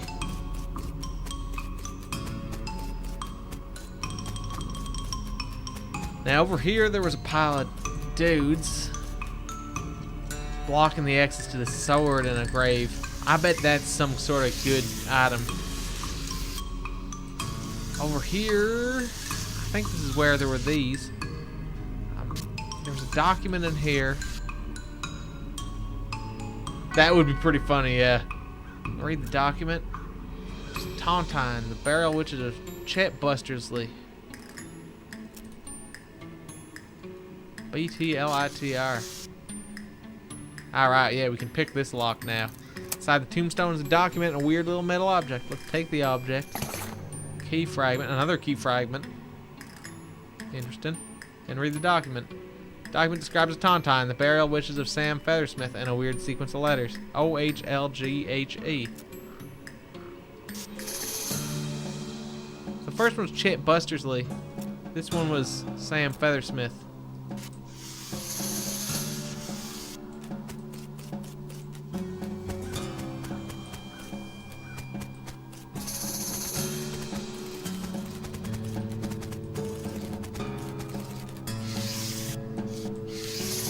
Fuck.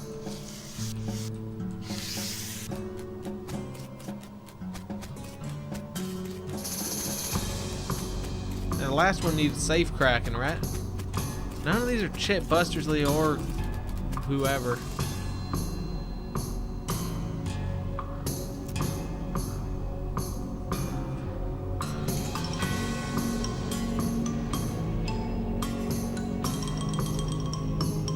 Rearranging those letters doesn't seem to give us anything that I can think of. I was thinking like go hell, but not. This one, BTLITR. That's not a word either. So either you have to combine all the letters that we get. Presumably there'll be more letters inside this one. Yeah, presumably we need all three. So we need safe cracking to get the last one. There's also these key fragments. Oh, assemble the key. Don't have all the pieces of the key.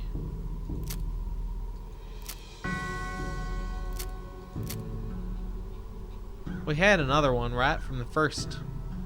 Yeah, okay. But this looks like a whole key. I guess there's probably one more section of key that's just the end. And it must be in the third. Oh, and that'll also probably open up that thing underneath the parasol on the left here.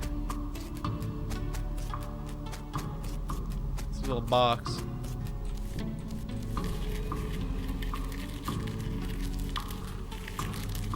And I don't remember what was up. Oh, this way there was a skelly over on the right.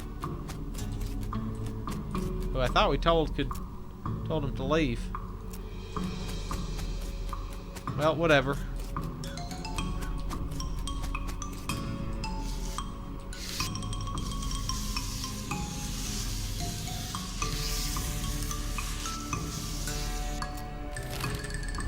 Alright, well, I guess we might as well go back and sleep. Just no point wasting our time right now.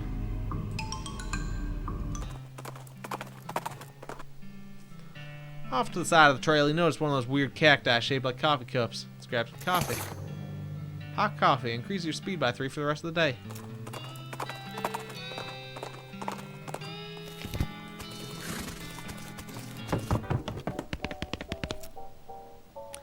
You dream that you're having a strange conversation with your 3rd grade teacher while fleeing from a skull. Somehow, strange music plays. You wake up ready to face a new day. Well, okay then.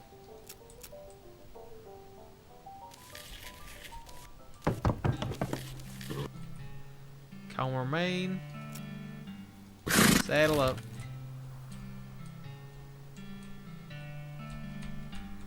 Back to Ghostwood to pick up our logging permit.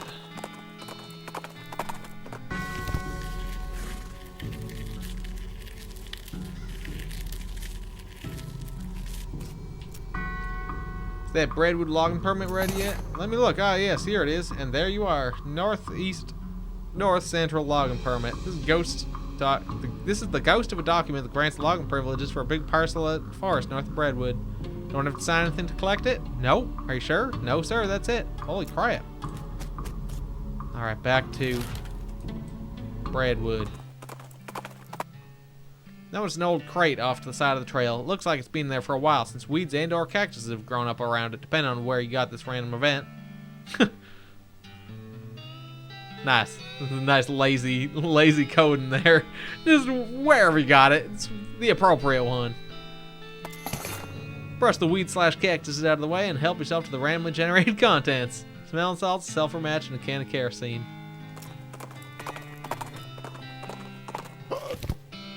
Alright, back to the mayor. Managed to get that logging permit? Yes, finally. Well, that's definitely going to improve the situation around here.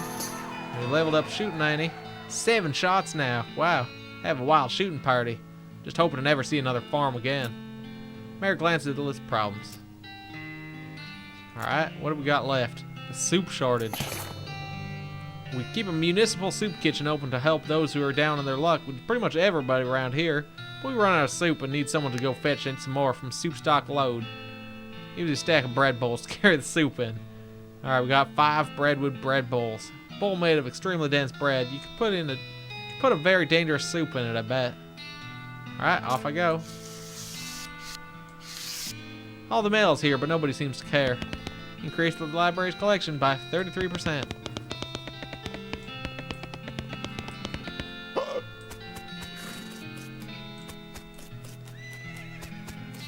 Just trying to see if there's still nothing else in town, really.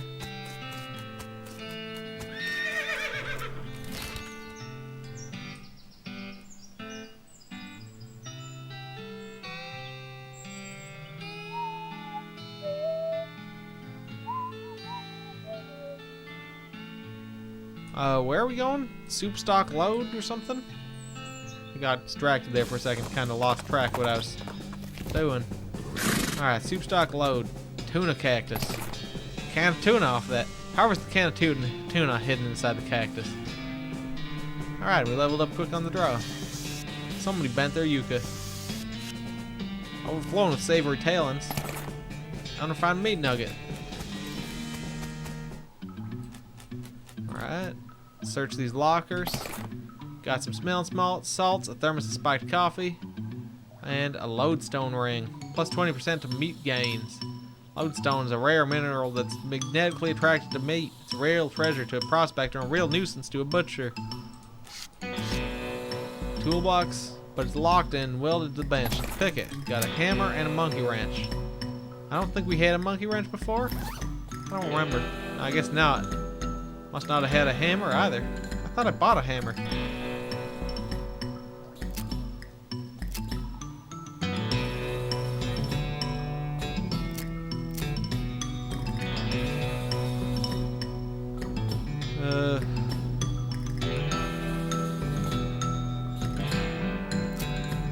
Quest items. Consumables. Your gear. Everything. I guess I didn't have a hammer before. I don't know.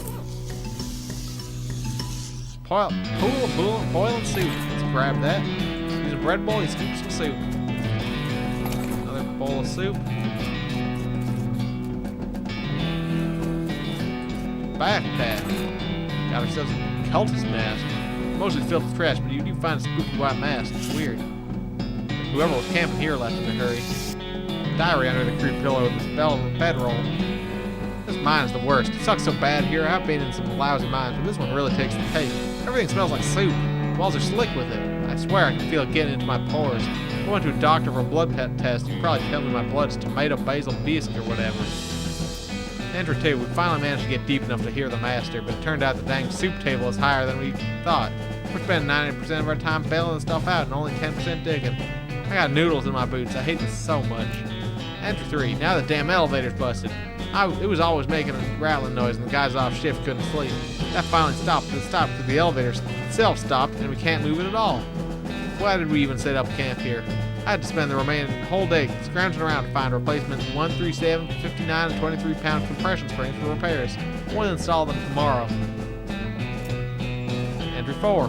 Boss says we're giving up here and heading into a real deep mine they found up northwest. It's a shame we wasted all this work, but hot damn, it'll be good to get away from this soup. I will never eat soup again in my life. Got the springs installed proper like with the strongest behind the shortest bolt and so on. There's no time to wrench everything down. Gotta pack. Not like the elevator matters much anymore. Really hope I don't screw up again and forget my diary here when it's time to leave. I don't think I've ever managed to fill in more than 10 pages in the same diary. Okay, so biggest spring, shortest bolt. That's the last entry. Let's attempt to fix it. See 3 different sized bolts on the side of the elevator. They're all very loose. There's a sign that says 3,200 pounds pressure required. Some sort of gauge currently reads 0, whatever that means. Let's turn the 7. Shortest bolt has the heaviest. Behind the bolt is 1 complete revolutionary wrench. Gauge now says 411. 822. Okay, so that one's. So number 3 is 411. Number 5. Oh man, what is that even? My calculator. 117 or 1,100 set 1,107 1,100 set 17 minus 822. That's 295. I guess it gave us these numbers in earlier, but that one's 1278. That's number 7.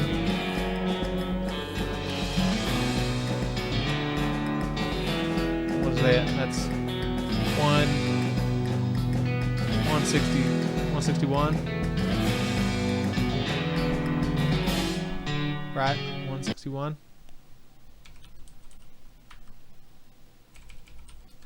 Yeah. Alright, so we gotta somehow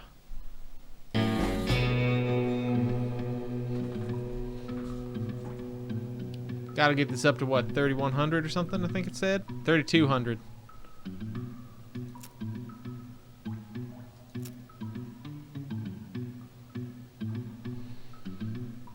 Oh man, this is...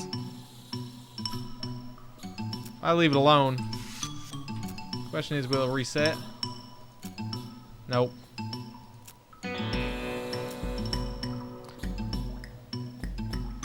Alright, yeah. It says 333 and the elevator still ain't working. Alright, let's start with that, start with that, start with that. We'll do a little bit of greedy work here.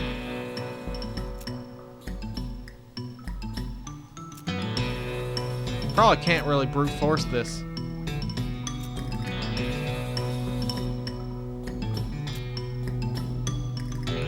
Yeah, I goofed that.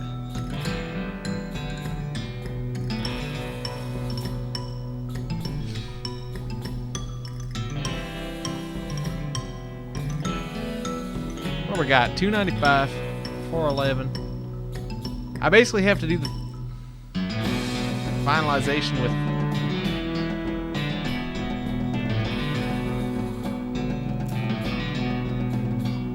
This is basically just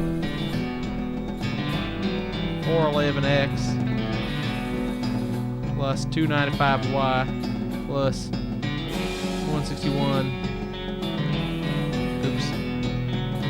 z equals 3200. I could do the math, or I could just Wolfram Alpha it. WolframAlpha.com, because that's the kind of man I am, a dirty cheater. 411x plus 295y plus 161z equals 3200. Tell me the answer to this puzzle. Solve for x, y, and z, please.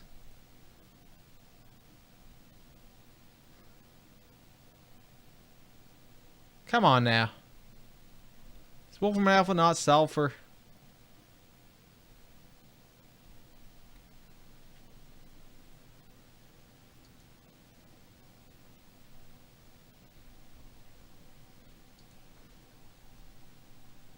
How do I solve for?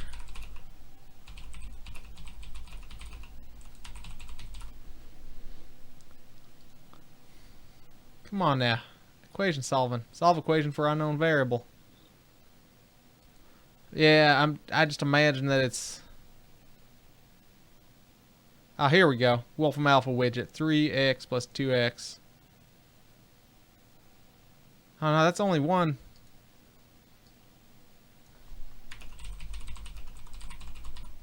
I mean, there might be multiple answers, but between 0 and 3200.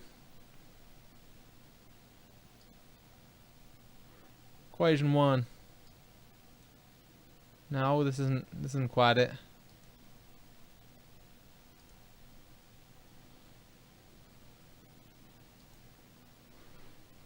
Thing is, I only really... I'm sure there's only one or two...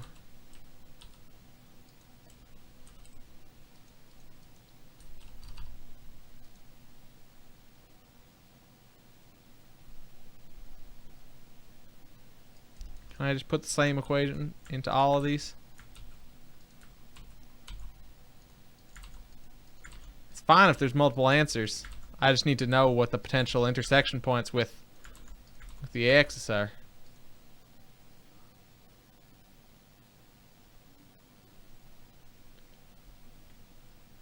For fuck's sake. God damn it. Do I have to... Hey, Hippofant. Yeah, I'm sure there's once... Yeah, this is just like kind of absurd here. I'm sure Wolfram Alpha can do this. Unknown variable solver. My numbers, I've got 411, 295, and 161. And it equals 3200. Yeah, he wrote some code to figure this out. I'm sure I can do this with Wolfram Alpha. I just need to graph this.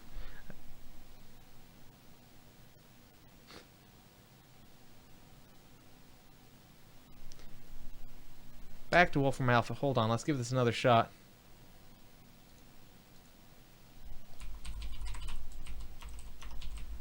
I don't know, it's weird that Wolfram Alpha isn't giving me a... Took you 5 minutes?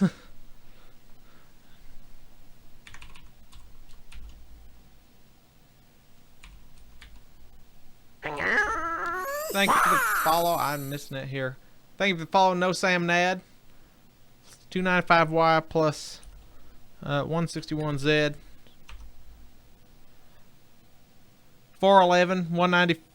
So 411, 295, 161, and 3200. If you have a calculator already, yeah. I mean, rather than just me fucking around with Wolfram Alpha.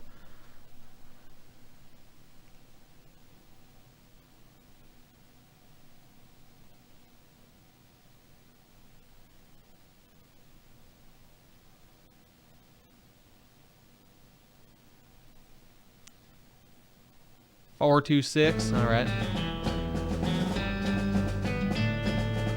Oh, hold on. I gotta fuck this up real bad first, just to reset it. losing all the points. Holds. Alright. 1 of those, 2 of those, 3 of those, 4 of those. 2 of these, apparently. 1, 2, 3, 4, 5, 6. There we go. Yeah, that's a pretty tricky puzzle with just like weird ass numbers like that.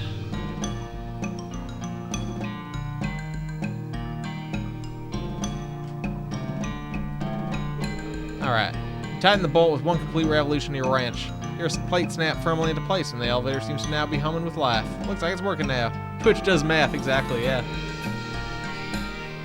I'm sure if I sat down and had a little bit more carriage, if I chose to care more, I could probably just work it out, but I'm surprised I couldn't get a set of answers from Wolfram Alpha. Alright, elevator's working now.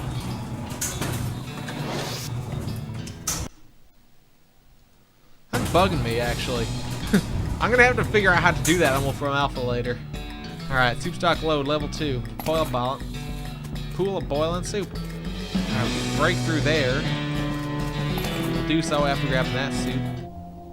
Into an El Vibrato chamber. It's an El Vibrato container, but we don't have a keystone.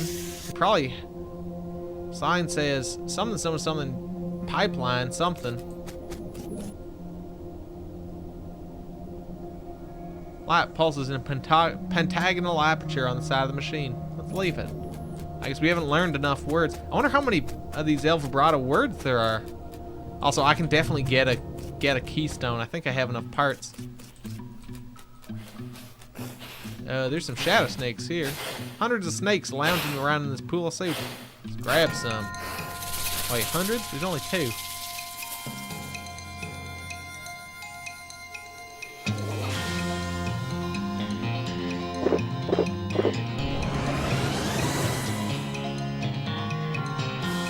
Well, why don't we try... Get instant kill. Alright, let's do shooting at it again. Let's see if that actually works. Well, I killed that guy, I guess. Fucking shooting at him. It's only good if there's a full... What was that? Something about soup spit. Shooting at him only seems good if there's a full field of enemies. There we go. Victory. Eldritch soup snake. Got some stewed snake. Bowl of snake meat, stewed in both its own juices and those of an underground spring filled with boiling soup.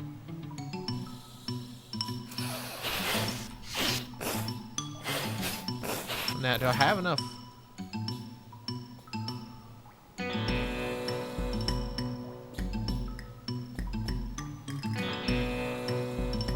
I'm assuming the rest of these quest items are... Yeah, I have 4 bowls of soup, and that snake soup doesn't count, apparently. A lot of heat, but you can take it. There we go. Remaining bowl of soup.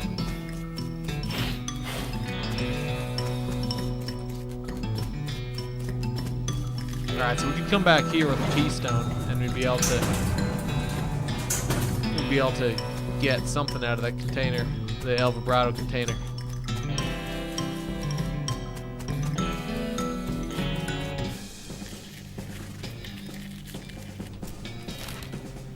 Take this back to Breadwood. I'm sure they'd appreciate that extra soup.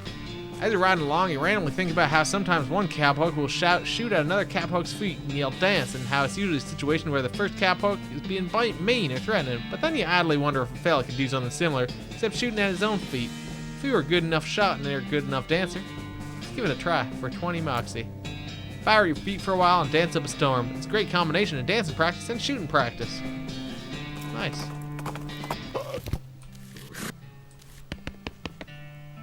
Bring back the soup. I need all 5 bowls filled, mind. Got them right here. You're a real lifesaver. I was about ready to knock my own beard off. That'd be a shame. Alright, what other problems you got? Skeleton raids. There's a military cemetery not far from here, and I figure something must have happened to the caretaker, because military skeletons keep wandering out this way and causing a ruckus. Alright, well that's 2 for 1, because we needed to head to the military cemetery anyway.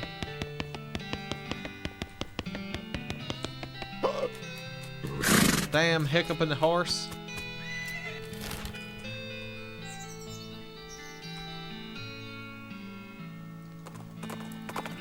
I don't remember why we needed to go to Fort Treason. Is that where something ended up there? I don't remember what though. Military cemetery. Oh, I see. What an embarrassing typo. Burial plots or an eternal flame. Or some weird little building here. Caretaker shanty. Poke around in the shed. The caretaker appears to have been shirking his duties for quite a while, judging by the dust and cobwebs. Looks like the mayor was right about him having wandered off. Guess we're gonna have to fetch him back here to do his job. Let's look at the tools. Well, tool singular. There's a shovel here. Since you already have a shovel, you leave it alone. It's not like you'd be able to dig twice as fast. True. Under the chair. Like all chairs owned by one guy, it has a year's worth of lint and food crumbs underneath it. Scope by the desk. It's covered with old paint-spattered newspapers and features a large collection of tiny jars of paint, as well as a jar of fine-tipped brushes, a can of thinner, and a stack of history books. I know exactly where this man is. Curious. Check out the flyers tacked to the wall. Find a flyer for a military reenactment enthusiast society. Apparently they meet regularly for a memoriam. Maybe that's where the caretaker went. It sure is. Continue to poke around in the shed.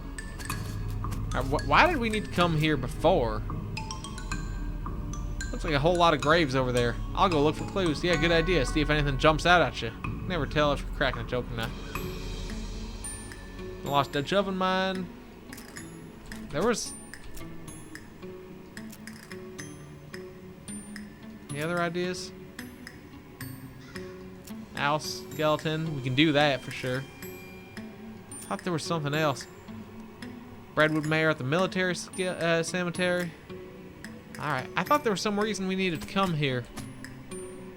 Some other note or something. That's gonna bug me. But we can go to Fort Memorial and get this guy back. Where was Fort Memorial? There it is. Phew, it is crazy hot out here. These are just the worst. If you stay here too long, you could end up like one of those charred black skeletons clacking towards you. Let's fight him.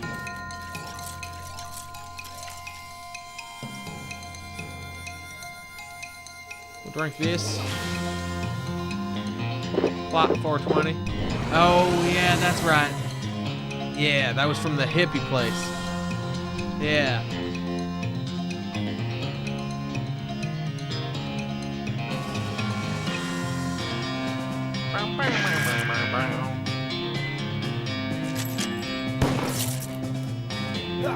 Ow, that hurts.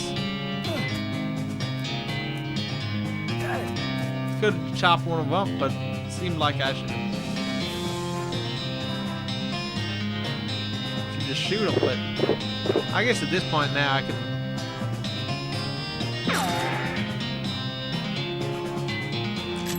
Do this, that'll finish off another one. Probably would have had him more dead if I'd found the hammer at one, cut up the other one, and then I'd kill another one this turn. But oh well. Killed them all anyway. Got some loose teeth and a skeleton bone.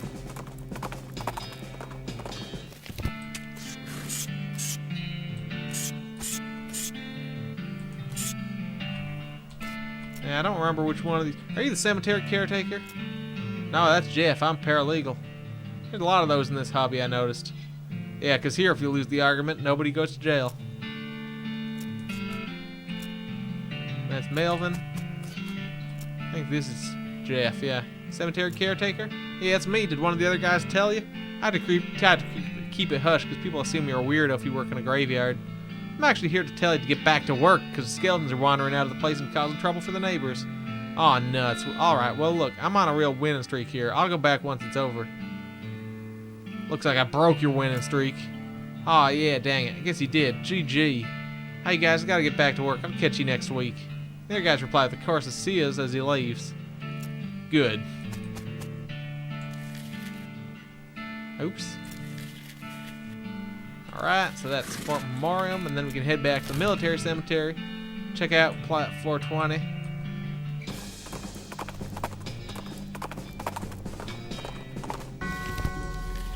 Make sure he's actually at work here. Caretaker's sleeping off all the wargamer adrenaline. It's probably best not to bother him. Alright. Beyond this gate stands countless rows and columns and tombstones. Well, they're not actually countless. I've counted them, and there are 999 of them. You can visit an individual plot by number if you'd like. We'll visit plot 420. I'm pretty sure you're right.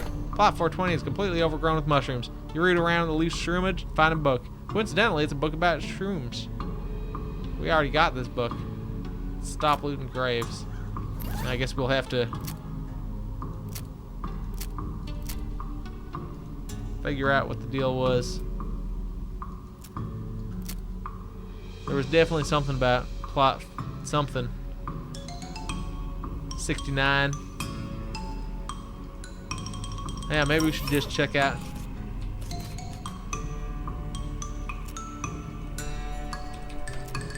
Approach the grave. It reads, First Lieutenant Seth Whitney Jr., 69th Innuendo Division. This grave is quiet. Let's dig it up.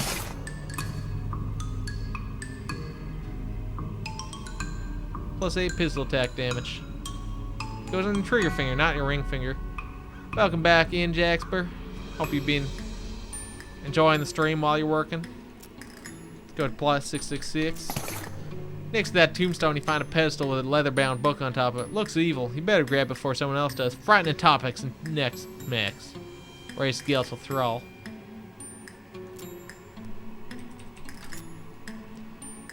Private Juliet Nelson, making a lot of noise. Bye. There might... Yeah, there's probably just 999 whatevers. Let's visit plot 1. Chef Medic Division. Making a lot of noise.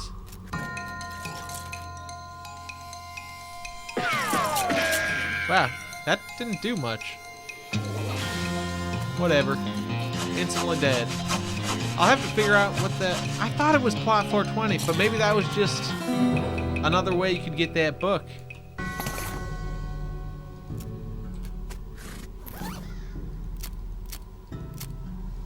I think it must have been because...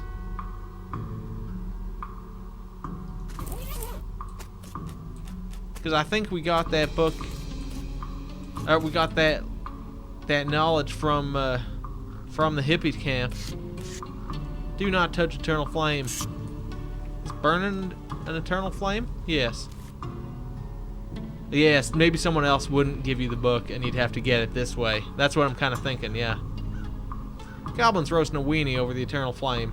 I'm pretty sure you're not supposed to do that. No, he's good fire. Not the wasting it. Let's fight him. Yeah. He's got a whole pile of weenies there. Goblin chef. Bang, bang, bang. You teach the goblin not to play with fire, or at least not special commemorative fire, and not while you're around. Got 3 goblin black bratwursts though. And that's it, apparently.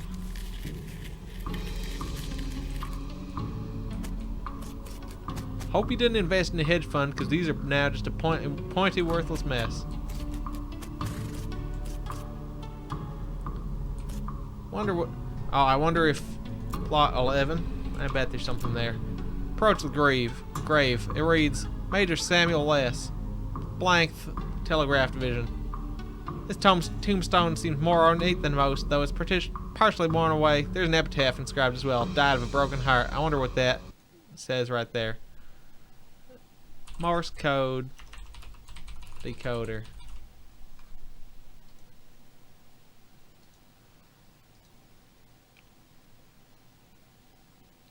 Type your message here, or Morse code. All right.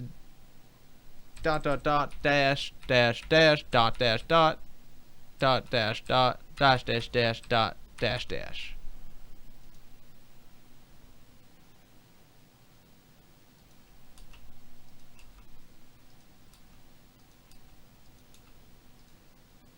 Sorrow is what the word says. Say a word for the departed. What would you say? I'd say sorrow. After a moment, you notice that you can just barely make out the division number that had worn away over the years. 37. Alright, let's go to 37 then. approach the grave. It reads, First Lieutenant General, or Gal Hoter, blank Mathematics Division. Was the other one a math? No? Alright. This tombstone seems more ornate than most, though it's partially worn away. There's an epitaph inscribed as well. Believed these numbers held the secret to immortality. 8, 21, 2, 18, 9, 19. Oh, shit. Well, I guess that's probably just letters, so it's probably just A, B, C, D, E, A, F, G, H. Hold on. Hold on, just let me just get in.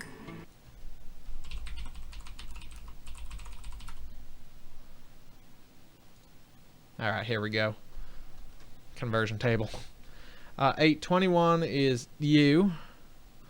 2 is B. 18 is R. Hubris, I bet. 9 is I. Yes, it's hubris. How appropriate. 19 is in fact S. Hubris. After a moment, you notice that you can just barely make out the division number that worn away. 111.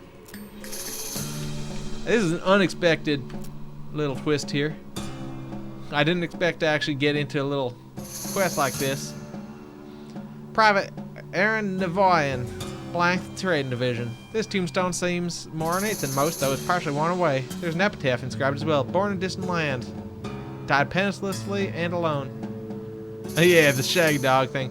EHVARQ. I wonder if this is a Rot 13 or something. Rot 13 translator. I bet it's Rot 13. EHVARQ. Ruined. Yeah, that's a word. Say a word for the departed. It's ruined. After a moment, you notice we can just barely make out the division number. It's 230. Alright, you approach the grave. It reads, blank the Pogo Stick Division. This tombstone seems more ornate. It will be missed every second. Bo to an yam.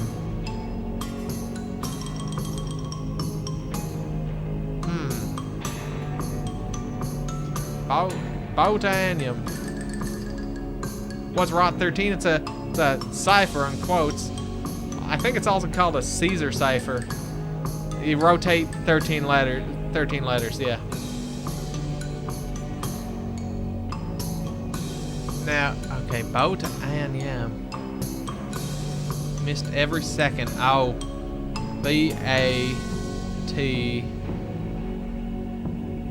B-A-T-A-N Batane?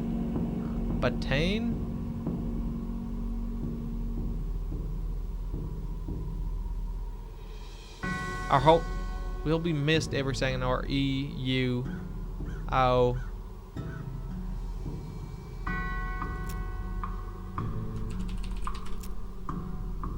Somehow I feel that wasn't the right thing to say.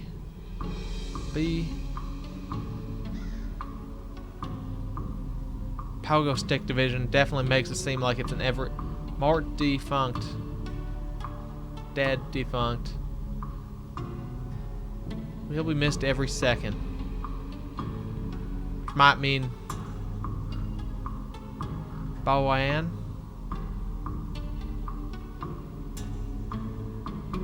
Two yam.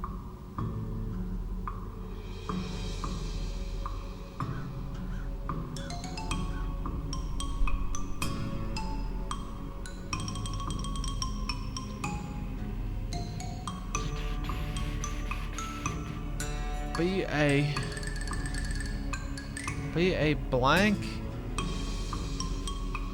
O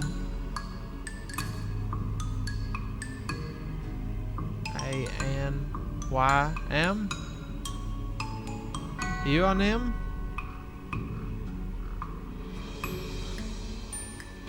Is that what? Yeah, that seems like it might be something. Is he? Okay, that is a name well suited to the person, place, or thing named. It just seemed like it didn't make sense at the start, so alright, we'll try that. Yep, that's it. Alright. Yeah, that's every other. I just assumed it was missed every second, which meant that you ignore every other letter.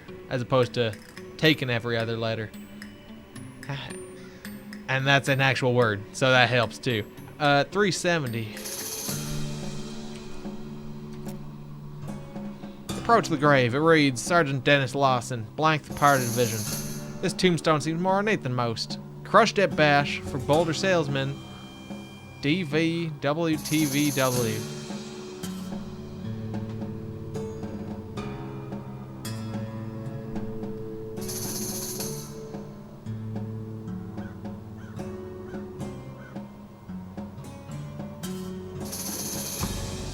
Boulder Salesman. Crushed at Bash. Is there like a bash shell crush function?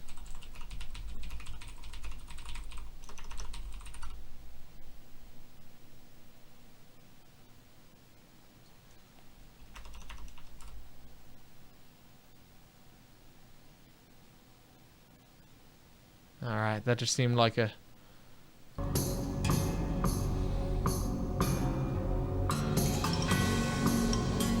Crushed that bash for Boulder Salesman.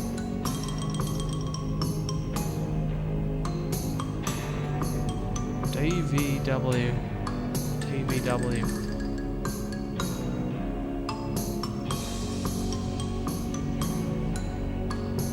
Hey, Candy Gambler. Yeah, a name that's especially appropriate.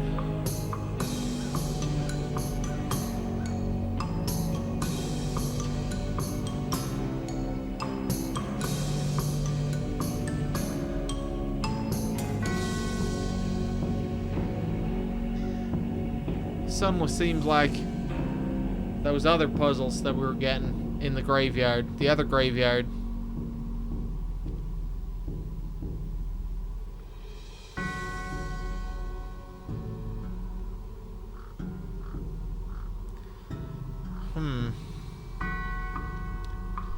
Can't think of what, I can't figure this one out. Direct substitution, yeah, well maybe. Let's just try. Let's try Route 13 again. Maybe it's Route 13 again. Probably not, but...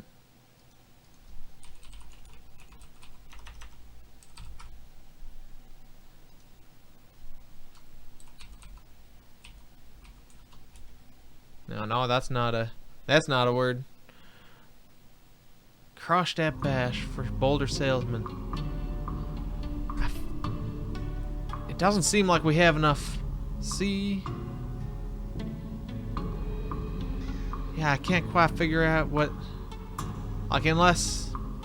Yeah, I'm not sure what the starting point is for this one.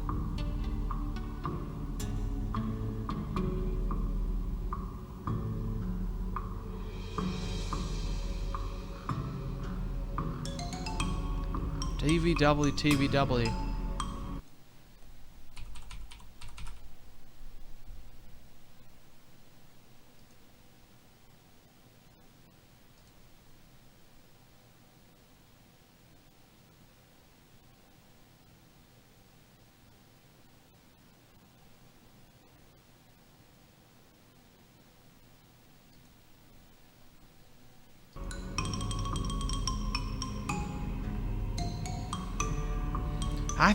I think this is something to do with Bash.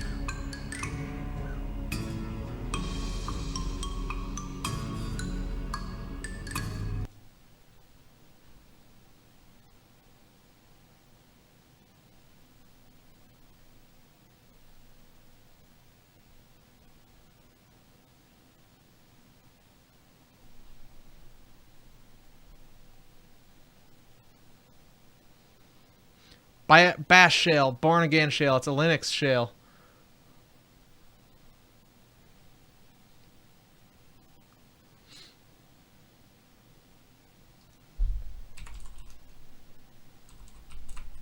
Maybe.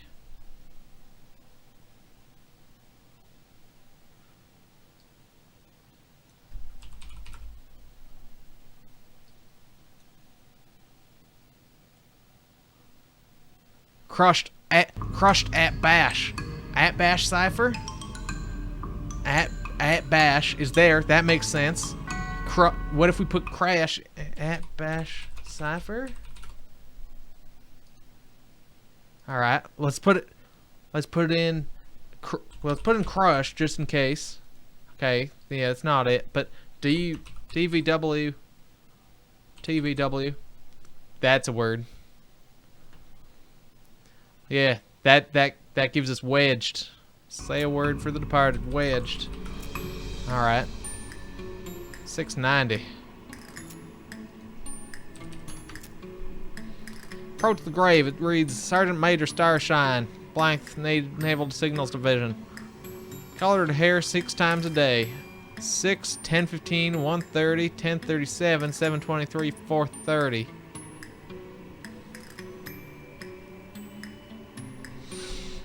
Okay.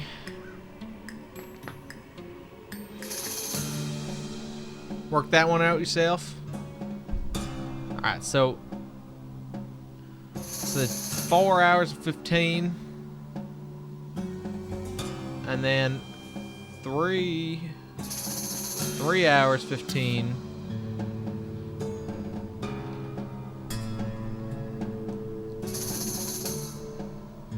Hold on, let's just work out the...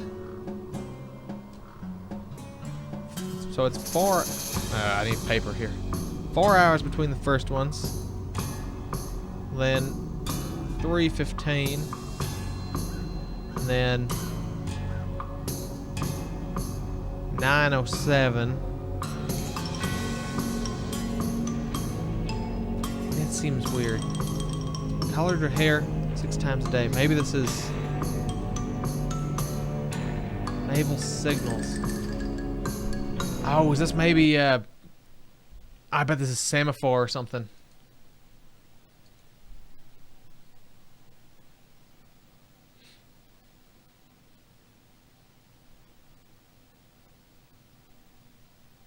Semaphore. How does semaphore flags clock? Semaphore flag signaling system. Oh boy. But yeah, this is some interesting stuff here. I'm thinking this is somehow. All right, so 6. Oh man. 6 o'clock. So that'd be one hand down, one hand up, right? Wait, is there a difference? How do I? Okay, well, I guess there you can have either hand, one hand each direction, right? So it could be 2 things potentially. Let me just work this out here. One hand high, one hand low. Or wait, what? 6. Yeah, 6 would be one up, one down.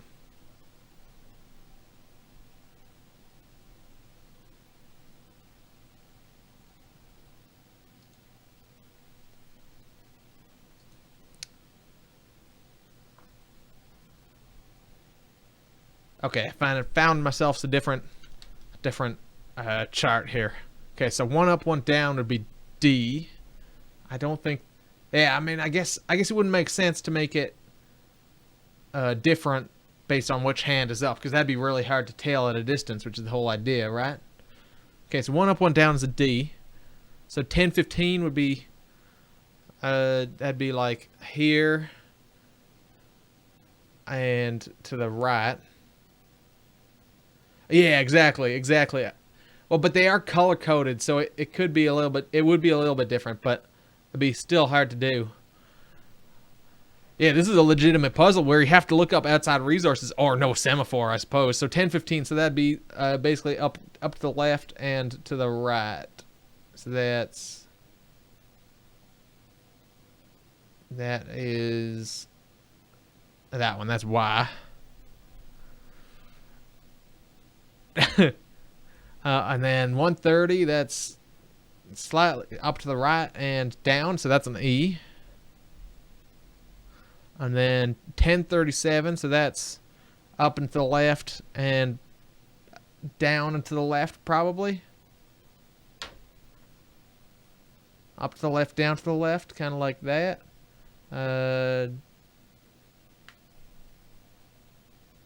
Oh, there it is. That's an I. Dying. That seems probably about right. 723. Is that? Yeah, that would work. An N and then a G. It would be 430. So 4. Yeah, that's dying. All right.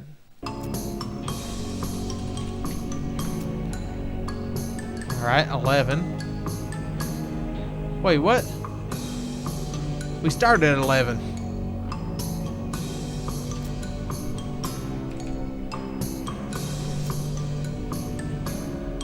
You notice that someone left a rock on this grave inscribed with LOL, which everyone knows stands for lots of love. How sweet, though you're not sure why they placed it upside down.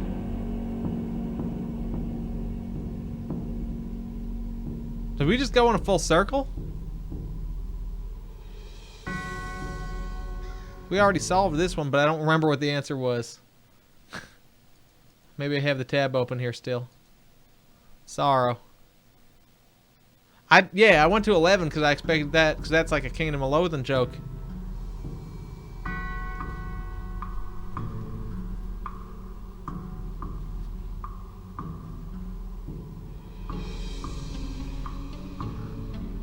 So this was sorrow. I'm wondering if we just didn't start it in the right place so it didn't trigger.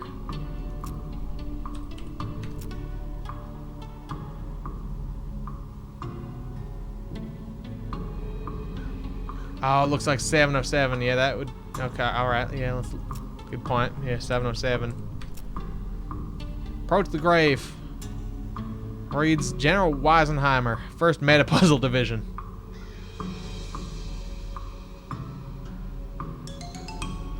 Okay, so... what were all our puzzle answers? I guess is maybe the...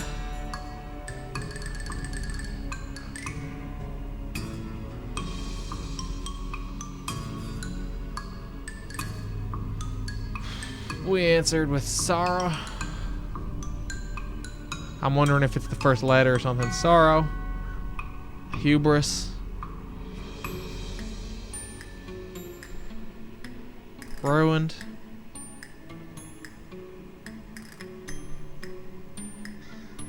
U and M.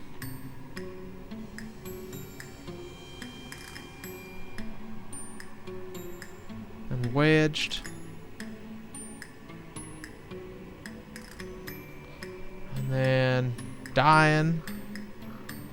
That's shrewd in terms of the worst first letters. Yeah, alright. And then sorrow, yeah, okay. Say a word for the party. I think it's shrewd. Courier walks up to you. According to General Heimer's will, I'm supposed to deliver this to the person holy shit, standing at his grave at this exact moment. Hands you package and then departs. You open the box and inside is a bunch of meat. 1,000 meat. Bottom of the package is a note that says, "You've not heard the last from me." Ominous. Wonder what that note could mean. Could say another. Not heard the last from me.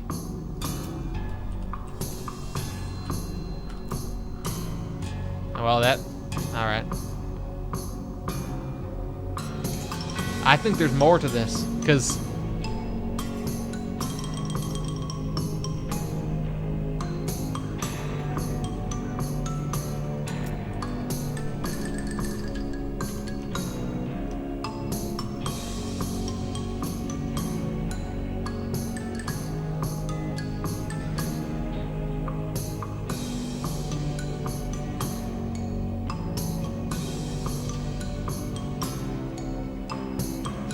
I bet you could. I bet it's not dependent on doing the other ones, but I wonder if you could end up at... yeah, I wonder if it... yeah, that's a good point. They may block it. I'm just trying to see here if any of the other letters line up.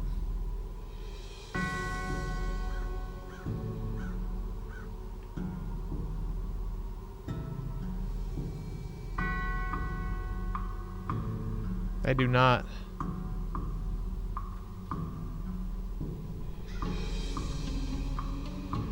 Oh yeah, the 707 clue didn't appear, but if I had put in 707 at the start, then I wonder if...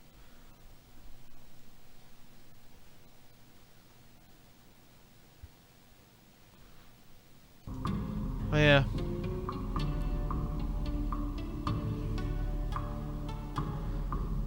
I don't know. Can't quite. You've not heard the last from me. Maybe we'll count.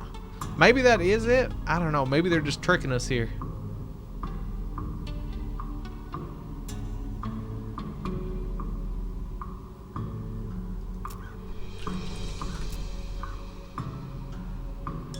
Alright, I don't know. That was 707. I'm gonna just note that down.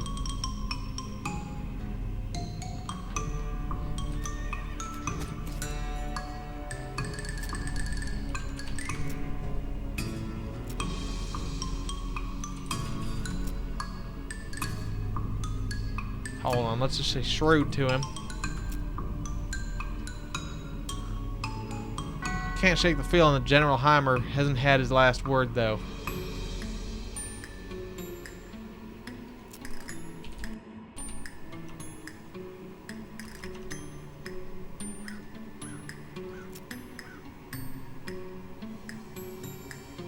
And it's definitely capped to six letters.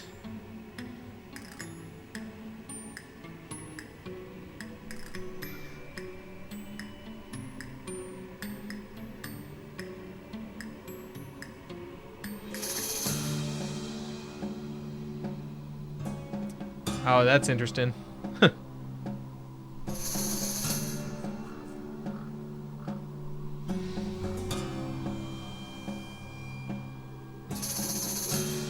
Yeah, maybe we'll find some information somewhere else about some information about General Heimer. I don't know. I'm not gonna spend too much time thinking about that, unless Alice has something to say.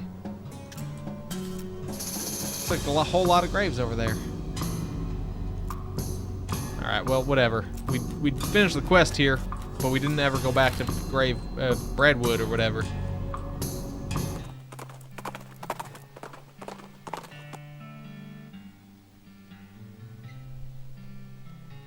El Vibrato. Alright, let's approach it and fight it. Bang, bang, bang! Oh, and there was that... Oh, we leveled up Deadeye. 11 pistol attack damage and some scraps. We should head over to the professor and get ourselves a keystone. Yeah, the caretaker's back on duty. Skeletons were a real nuisance. Now, about that lumber. Ah, he could set us up with what we need for the bridge.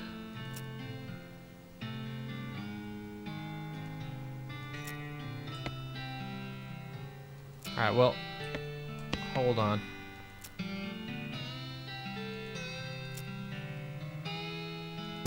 I want to help this guy out all the way.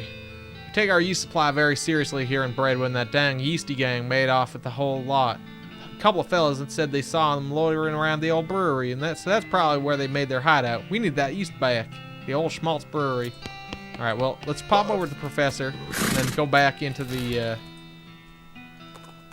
super stock load. Get that El Vibrato thing, the chest there.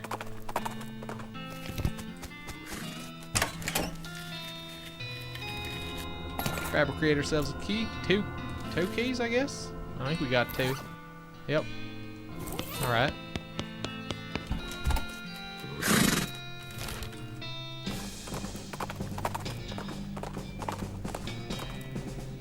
Grim-looking cowboy rides up and blocks the path. Hold it, this area's full of cows and I can't let you go any further. It ain't safe for regular folks, so y'all go ahead and turn back now. Well, thanks for the warning, but what if I refuse? I'll use force if I gotta. You're gonna ensure my safety by beating me up? I recognize the conundrum, but that's the times we're living in. Let's push past him. One side, fella. Hey now, I said I ain't letting you past. I meant that.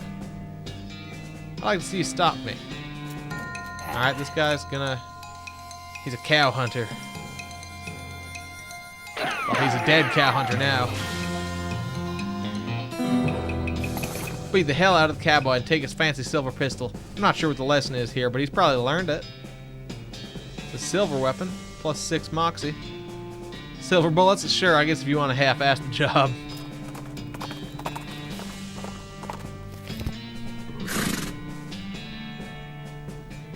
Alright, we'll grab the the El Vibrato chest that was in here.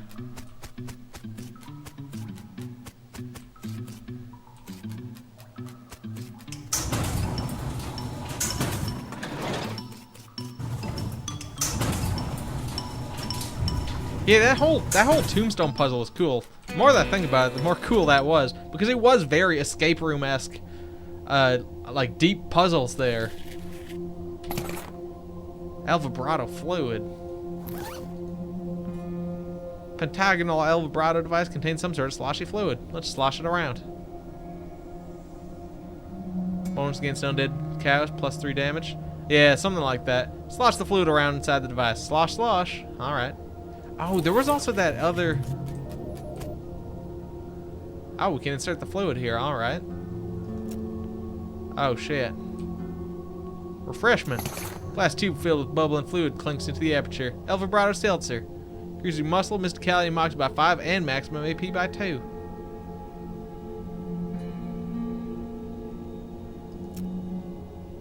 Let's go for the gacha, cuz. Got some El Vibrato rum. Raises your item and meat drop bonuses by 30. I'm gonna leave and keep the rest of my fluid.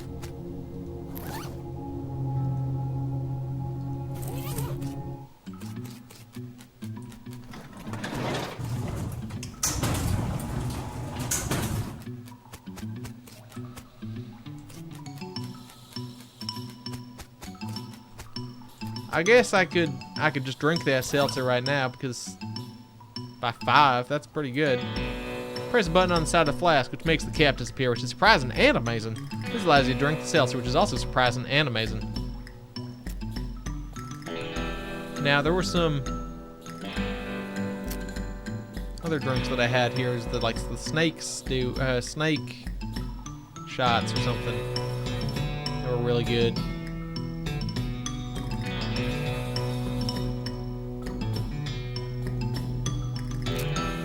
Potions. Booze. There's booze. Snake schnapps. Increases your mox by 5.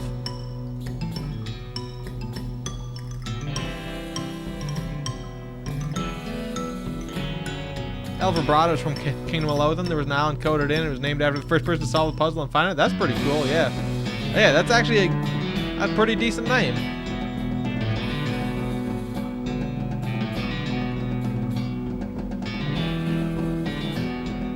Give me some schnapps, you say to yourself, and make it snappy. Yeah, good one.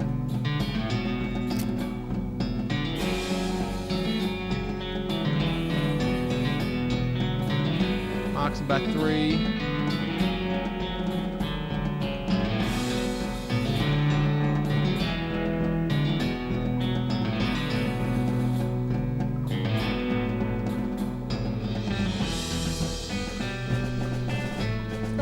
Twitter, I'm suddenly getting all sorts of notifications.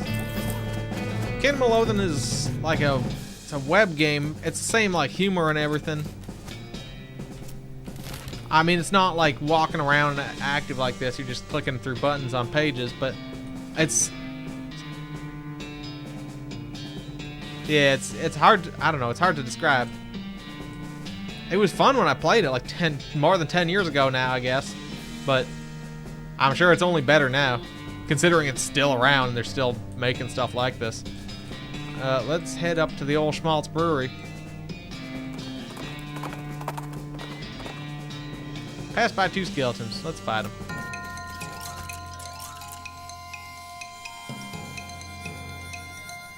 Well, I guess we'll kill this one.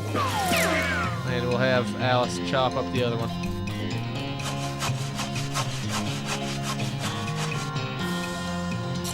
I don't remember how Kingdom of Loathing worked. It was basically like, yeah, a certain number of actions per hour or something, right? Successfully destroyed by skeleton gunslingers. We got some stuff. Alright, we're at the Schmaltz Brewery. Taking some gin blossoms. Oh, shit. Beer hose. It says beer hose. You're not really sure what purpose it might have served. Fella's too scared to talk to you. Just totally freaked out about yeast. Oh shit, this guy's dead. That dead guy's hat got knocked off and covered with yeast. Got a yeast-covered hat. A great hat to wear if you and your loved ones absolutely love the smell of dough, or if you don't mind it and your enemies hate it, I guess. Base number of turns per day.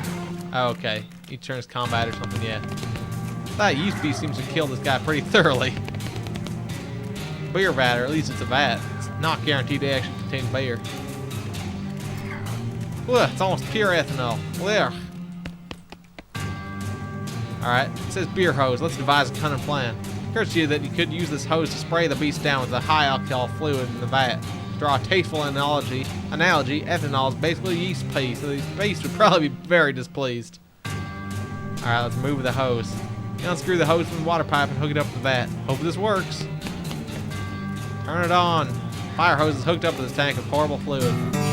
You hose the yeast beast down with almost pure ethanol. It makes wild burbling noises, which are probably the yeast equivalent to screams. It doesn't take long for it to stop thrashing around, and it quickly dissolves into a pile of glop. Well, basically it already was a pile of glop, but it gets even gloppier. Gross. Remains of the horrible yeast beast. I guess you could take some back to the mayor. It's probably still good, right? Plop a big old glob of yeast into your pack. You got a half-ton of yeast. So this whole yeast theft biz doesn't seem to have gone well for you guys. Yeah, no. Oh geez, are you a bounty hunter? Relax, the mayor just wants his yeast back. He didn't say anything about hauling you in. Whew. Okay, well, the yeast is in that revolting pile. What happened here? Well, we got bored of bread is all. I know a bit about brewing, and we figured we came back with a couple kegs. I wouldn't mind so much that we stole the yeast. No offense, but it seems like you aren't much of a brewer. Hey, well, ideally, you wouldn't end up with a ravenous yeast monster. That wasn't my... Okay, well, I guess it was my fault. But I understand what happened. Those vats are old, and we didn't clean them properly first, because we were in a hurry. I think there were some frogs living in one of them. I figured you could use the extra hops. Ha ha. Ha ha. If you're sure you got it figured out, you can set up shop in Dirtwater. Oh? Yeah, it's turned into quite a little metropolis. I'd love to have my own place. Okay, I'll go check it out. Take your leave. Alright, we got a new shop in Dirtwater, I guess. Take 3 cans of beer. Schmaltz Blue Ribbon. They don't make this stuff anymore. Some people say there's a good reason for that. Here's melee, ranged, and spell damage by 15? Holy shit. I'm gonna drink one of those right now.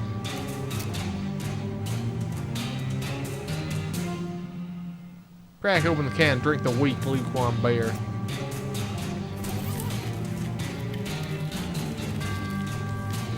Now wait, what does this guy got to say?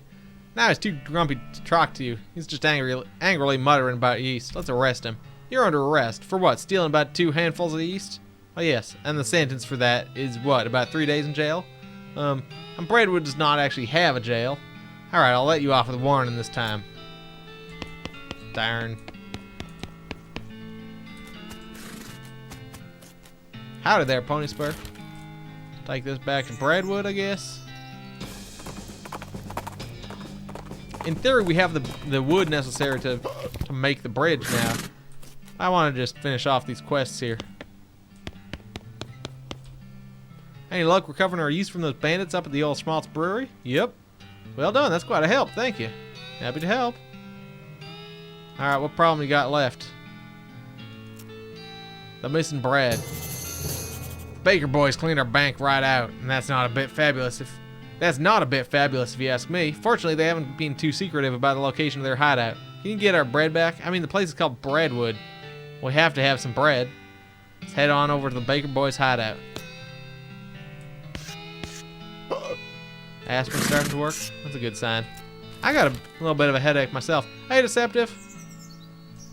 Let's head to the Baker boys' hideout. I should probably drink some water.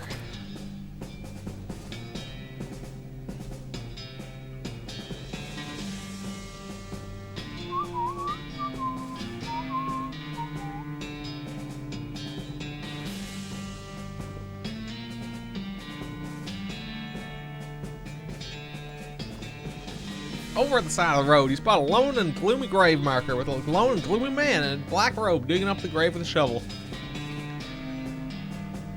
Hey, what are you doing? The hooded figure looks at the two of you, looks at the shovel, looks at the grave, and looks back at you. Do you really need to explain? You'll need a tracheotomy to quip through when I suture all your damn face holes shut, you. The screen's a little bit darker colored for the game because I got nostalgia mode, which puts a bit of a sepia tone over the whole thing.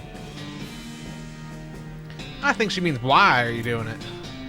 Well, it's for necromancy practice, right? I mean, you gotta get the bodies from somewhere. That's despicable. Shrug. This is the necromancer's territory now. Your moral outrage isn't really my concern. Did you just say shrug? That's it. Let's kill him. Alright. He's got 118 health.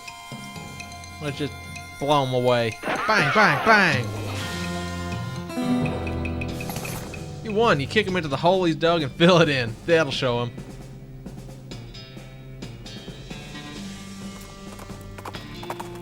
Alright, it's the Baker Boys hideout here. I see something up. Tuna cactus. Bakery appears to be closed. Hagar's agave. Loco weed. Alright, we're into the Baker Boys hideout. But inedible garbage. Nope, this garbage is also inedible. These teenagers seem dispirited and are trying to drown their sorrows with big mugs of water. Maybe they misunderstood the idiom. Ha, as in, they do not have any spirits. Hey, you boys wouldn't know about some bread that went missing, would you? Oh, nuts, I told you we'd get in trouble, Billy. Shut up, Jerry, we need to just blab everything, dude. Calm down, you two. The mayor just wants his bread back. Hand it over and the trouble you're in will be minimal. It ain't that simple, mister. We sold that bread for meat to start up this bakery. Why? Because we wanted to make something of our lives. Everyone in Breadwood is just bums. Plus, like, everyone needs bread, right? So we figured we'd make it big. Okay, well, no problem. We take the mayor, the bread you've made, and call it even. Oh yeah, no problem. Except for the fact that we don't know a dang thing about making bread. Turns out, all we ended up with was weird lumps. Oh, that ain't true, Billy. The last loaf we tried was almost right. Oh, draining your sorrows is also possible.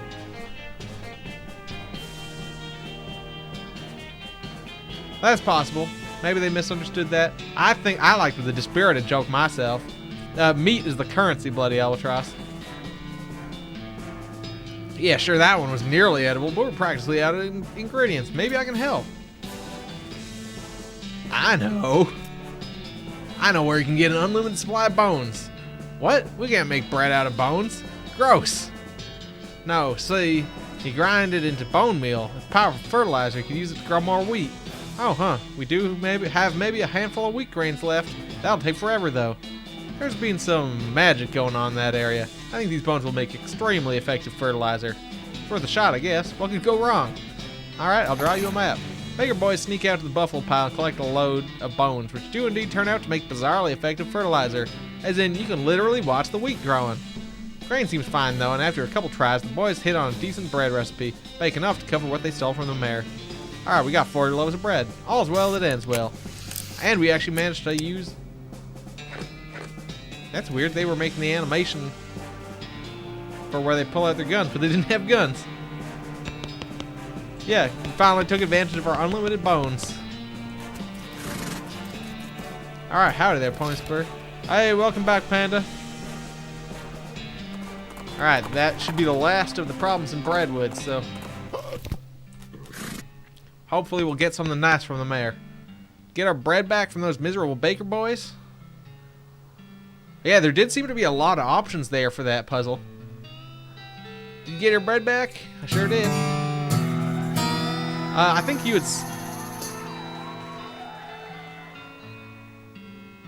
had said you'd missed the mail one. Or couldn't figure out the mail puzzle or something. Unlimited bones. Oh yeah.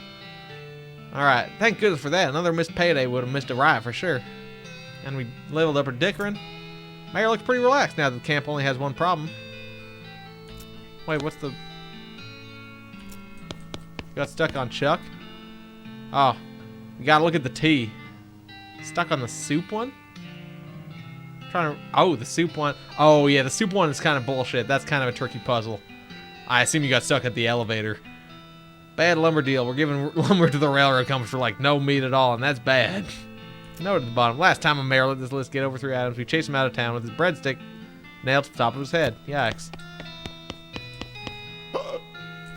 Yeah, the elevator, I was working on it with Will from Alpha, but someone here had made a little calculator for it themselves, so that seemed good enough for me. That was what I was trying to do anyway, so Solved it by smacking it with a wrench.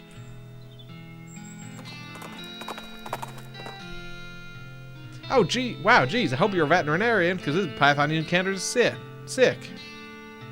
Chuck, check out his tea on the shelf, and then talk to him again about his menu. Let's take this snake to the vet. Cured that sick python in a way.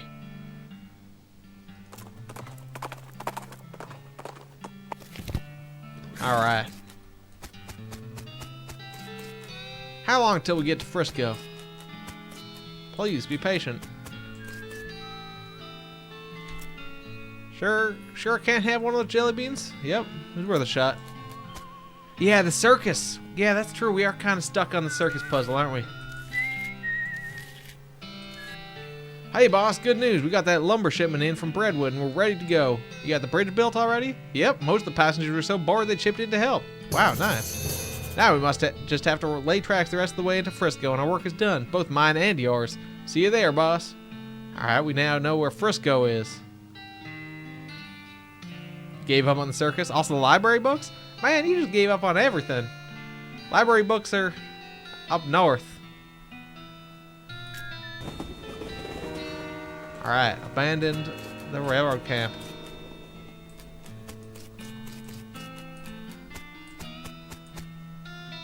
Yeah, we did the library book quest, but we haven't... 4 a.m. Blah, blah, blah. Built the Bourne Bridge. I hope to make a bridge out of bones. But that wasn't allowed, apparently.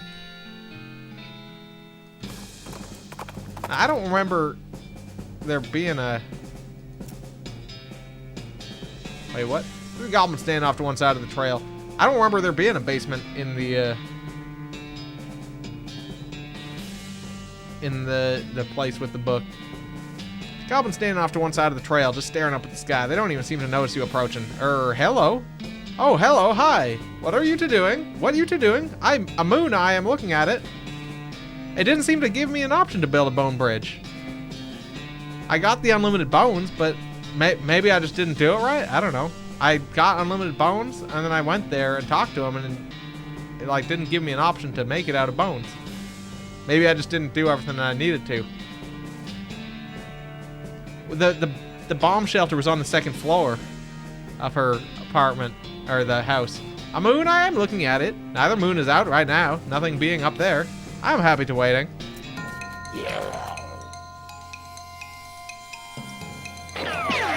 But we can check it out anyway. Moon bits. Powdery little bits of moon rock. I need to be the necromancer to... Okay.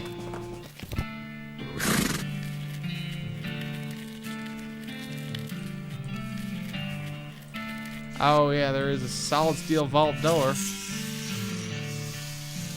Yeah, I stopped reading the Next Max books because Alice didn't seem pleased. Alright, well anyway. I guess we could go to the... Now let's just continue on to Frisco. This is where you are? You're to Frisco? Oh, well this... Let me just show you. You gotta check this heap of smoldering books. That's where it is. Hi, Emily.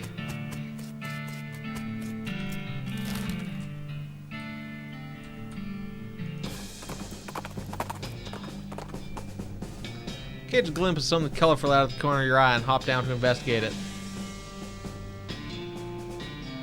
Oh, that's what the deal was with the cannonball and book and cannons. I need to go to Fort Treason. Because that was where the people who had bombed the place.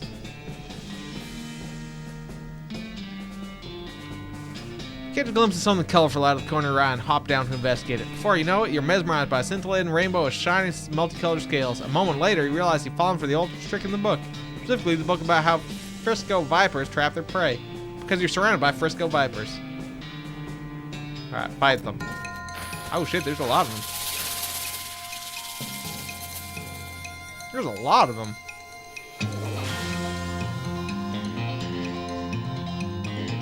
They got muscle. They're gonna fuck me up. I might have to.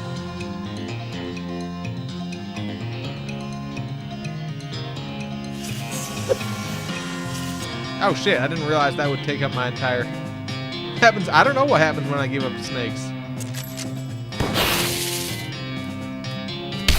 Pop my snake. Oh shit! I'm so dead. All right. I'm angry now. Agreed. Doc Alice somehow gets you back on Pony Spur so you can continue to your destination. Last thing you see before you pass out is a rainbow-tinted pair of fangs starting at your throat. Oh, so if you give up, you just get angry. Alright, we're in Frisco. It's your partner. Howdy, Doc. Do you like custard? What? I heard there's a good custard stand out this way. Kind of tourist attraction thing. Is it in a graveyard? Nope, it's just a custard stand as far as I know. Alright, the last custard stand. Oh, the last custard stand.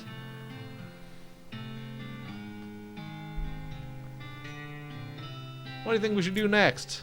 So, this is Frisco. Looks like a decent place. Seems like Smee's still upset about something, though. Yeah. What's going on, Smee? This fancy pants calls himself the Emperor, and he won't let us build our tracks up to the station. You can see if you can talk him some sense into him. I'm on it. No, we can't change our partner at this point, I don't think.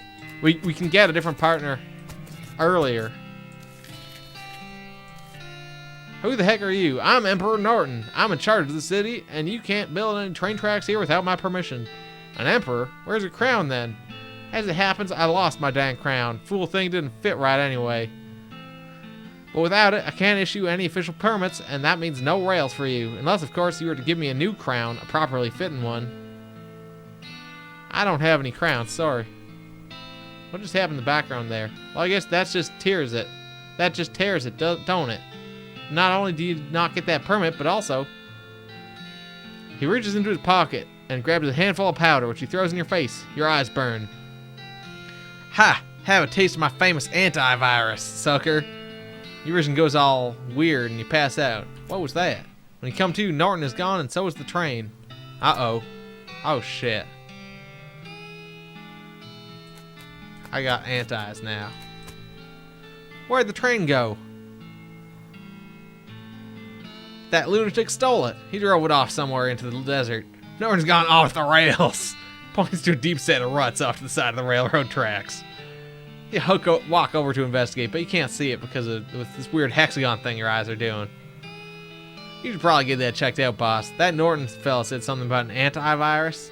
Maybe someone around here knows something about that. Yeah, probably. Ugh, this is the worst. Did I hear Smee say antivirus? That's bad news.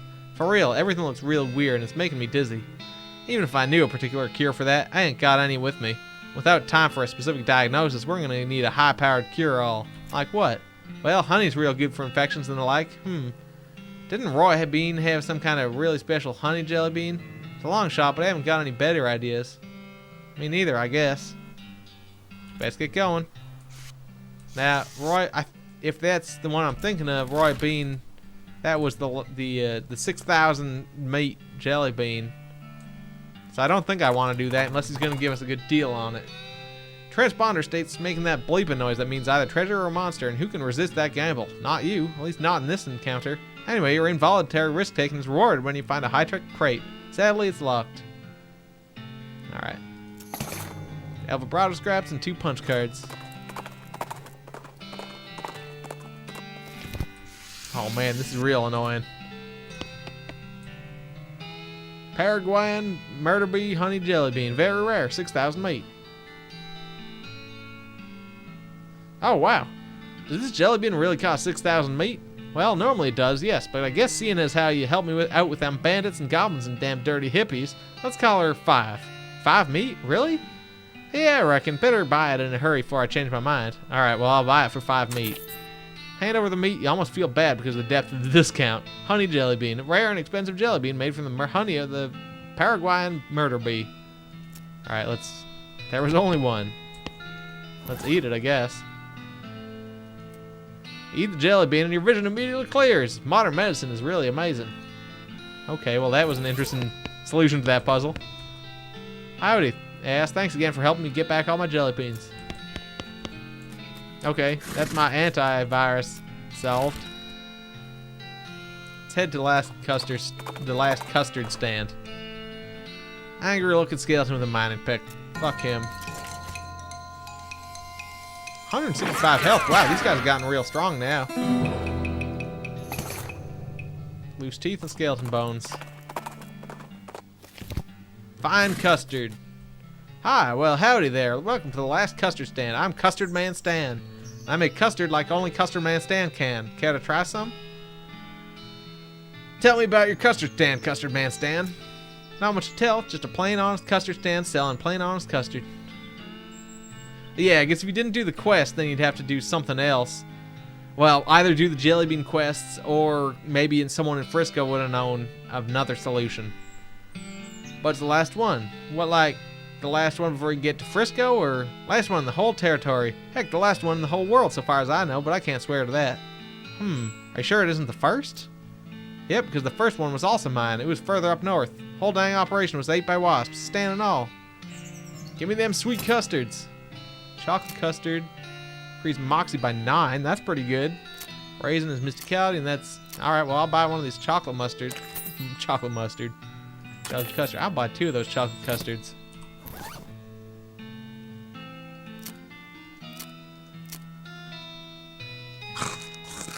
Custard Shriek. Eat the custard with gustard. I mean gusto. Nah, it was gustard. We got an effective Moxie of 70. Interesting.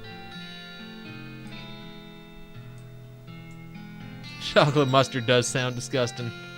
No question.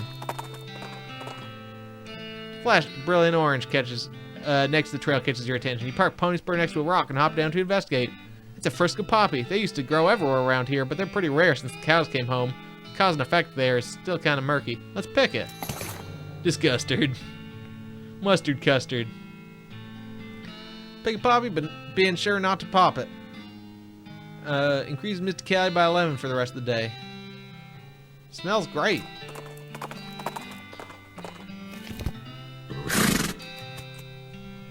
Gotta get that train back. This is embarrassing. Speed points to that set of deep ruts off the side of the railroad tracks. Norton's taking the train off somewhere in the desert. You have to follow him. I'll see what I can do. Alright, let's look at these tracks. These are the telltale signs of a train robbery. Let's follow the tracks. Jump on a Pony Spur's back and ride like the wind, following the railroad tracks back into the desert. When you finally catch up, you stand up on Pony Spur's saddle and leap onto the back of the train like a real badass. Just barely catching the edge of the roof and pulling yourself up. Here's hoping you don't have to do that again. Your stuntman could have been killed. Looks like Alice decided not to join you on account of not having a stuntman, so you're on your own until you get back to Frisco. Alright. Sweet aromatic feel of chocolate with the semen taste and texture of mayo. Jump on your back. Right, I haven't gone into Frisco. I haven't gotten to past the end of these railroad tracks. Woo! Alright, we're atop the stolen train. Ladder leading into the train car below. Oh, here's the... Wait, what did he say? I stole this train fair and square, and I'm not giving it back. You're feeling neither fair nor square. I could take it back by force. I bet I could kill this guy. Let's head down into the train for a second, though. Someone just carefully stack these crates with this end up arrows, all pointing in different directions. It's a locked safe. Door to the next car, and it's locked with an unpickable plot brand locked. Yeah, I guess we gotta fight. Oh, hold on. Hop off and head back to Frisco. Never mind. Hand fruit, pickled crackers, nubs. Alright, let's fight the Emperor. You got 100. Emperor Norton. Eat bullets. I had just about enough of you. Well, he kicked this whole Norton problem down the road a ways. I mean, down the train a ways. I mean, he ran a ways further down the roof of the train. Hooray. Oh good, somebody's built a rickety ass bridge between these train cars. This is very safe and not panic inducing at all. Let's head down into the train car. Oh shit, there's some guys down here. Is there anything else up on the roof? Later lead into the train car below.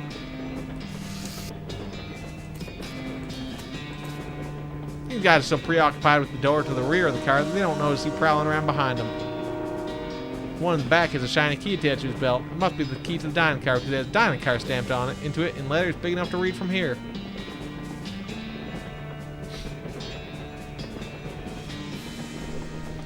I could grab the key and just ignore him. Let's just do that. Creep behind him and snatch the key. The burglar is become the burglee.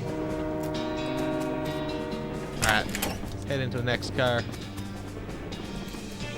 It's got one of those fancy silver dome things on it. Investigate. You've never wanted to anything more in your life than you want to lift up this dome and see what's under it. But you're not sure you can muster the amount of culinary expertise that requires to properly reveal a dish of such presumed quality. 50 mysticality. What's our current mysticality? 32. Do we have anything that'll bump us up a little bit?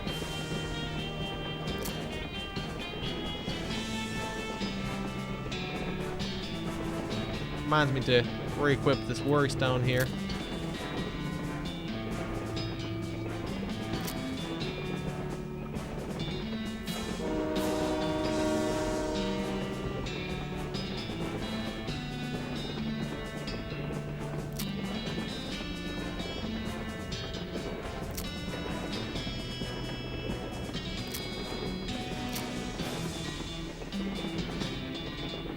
Plus 5 mysticality. Plus 6. Man, I'm sure I could eat something that'll...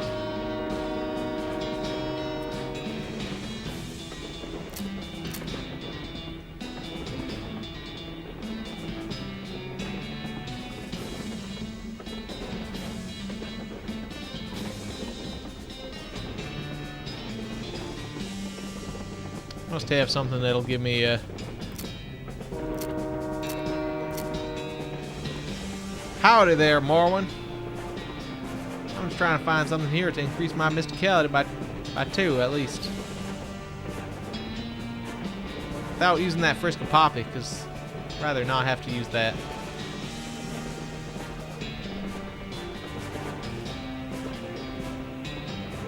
Muscle and Moxie by 1.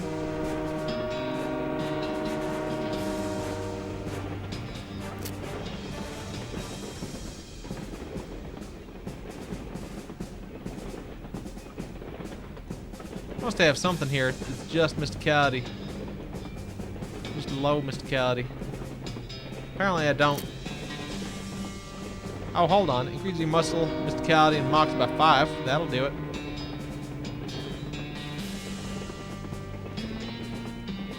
That's not bad.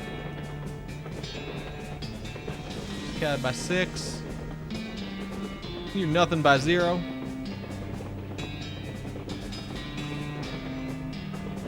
By 1.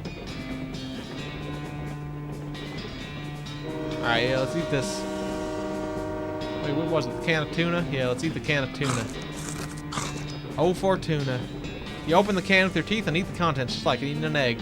You don't know how to eat eggs the right way either. Make a good double hack cowboy. Yeah, there is an speed stat also. Moxie is basically our shooting skill. We're wearing 2 hats because I got a bottom hat and a top hat. I'm not wearing a top hat right now, but it says you. Alright, now we should be able to lift this up. Wait, what? 50 mysticality? God damn it. I'm a fucking idiot, apparently.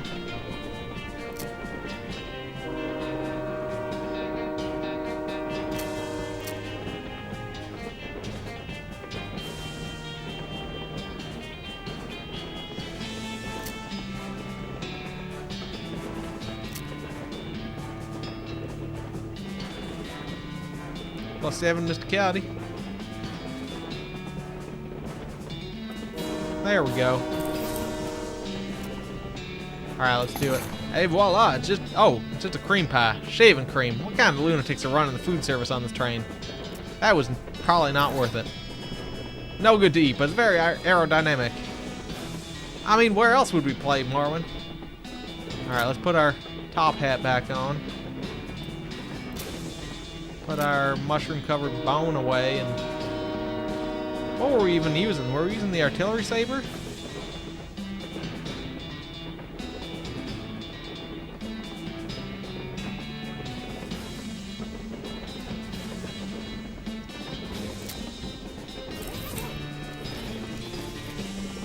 Table looks like it got jostled around in some kind of scuffle, but the flowers are still standing.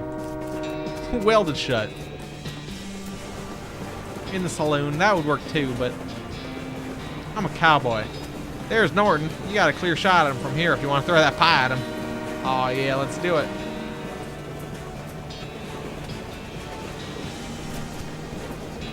Pew!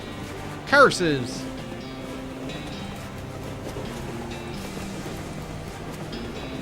Such a good boy. Wait, what's this about, lab?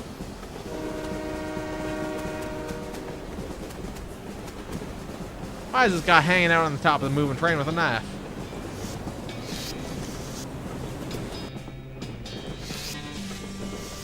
Messily scrawled note.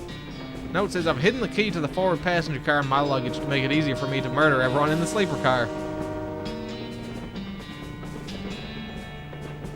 Sincerely, the train murderer. P.S. Come to the roof of the sleeper car in the next 5 minutes if you want to murder him. Crazy.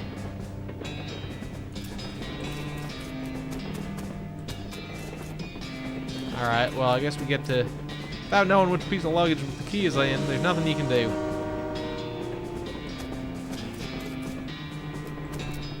Open the door to the first passenger compartment. Sole occupant is a little boy about 10 years old wearing a blue suit and knickerbockers. Oh, hello, sir. Is something wrong? Nothing you need to worry about, kid. I'm on the trail of a bad guy. You mean a murderer? I'm pretty sure there's one on this train. They don't call me the world's greatest detective for nothing. What's your name, kid? I probably shouldn't say, sir. There might be a copyright thing. Alright.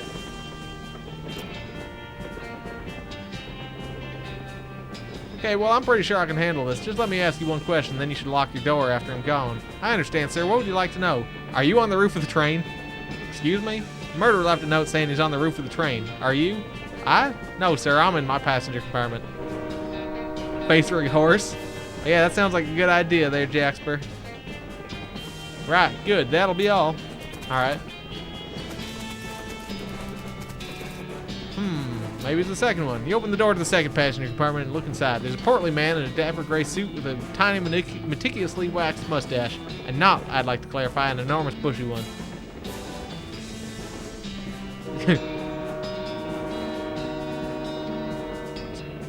Excuse me, is there some reason I might be of assistance, monsieur? Sorry to bother you, but there's a murderer on the loose and I'm checking the passenger compartments. Sacre bleu! This is very serious, mon ami. Allow me to prefer to you the use of my little gray sails.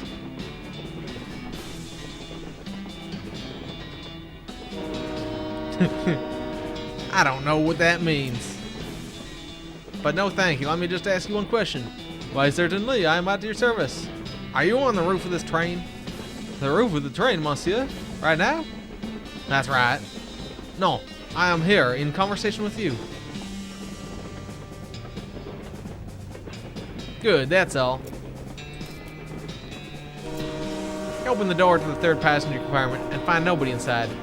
Since the note from the murderer said he was going to be on the roof of the train, that means he couldn't be in his passenger compartment. And since there's no one inside this passenger compartment, whoever the compartment belongs to can only, by process of elimination, be on the roof. Which means the person who rented this compartment must be the murderer. Probably. The only clue you find in here is a luggage ticket, though. It has the number 3 on it. Only passenger in this compartment is a middle-aged woman who is writing something in a notebook. She looks up as you enter and greets with a friendly northeastern accent. Why, hello, is there something you need, dear? Sorry to bother you, ma'am, and I don't want to alarm you, but there's a murder on board the train and I'm investigating. A murder on a train? My goodness, that would be a wonderful premise for my next novel. Sure, why not? Anyway, I just need to ask you one question. Go right ahead, dear. According to my evidence, the murderer is on the roof of the train. Are you on the roof of the train? No, dear. Alright, thanks for your time.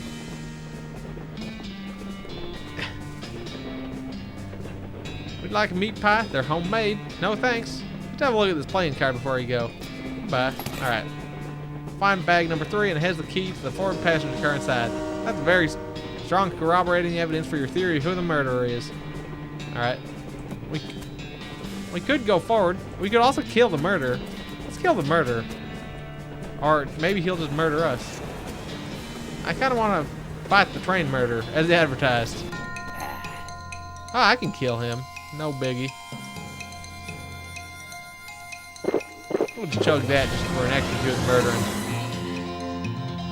Bang, bang. I mean, we saw the murderer on the roof, but we need to figure out what room he was in. Train murderer dies. Put an end to the train murderer's reign of murder.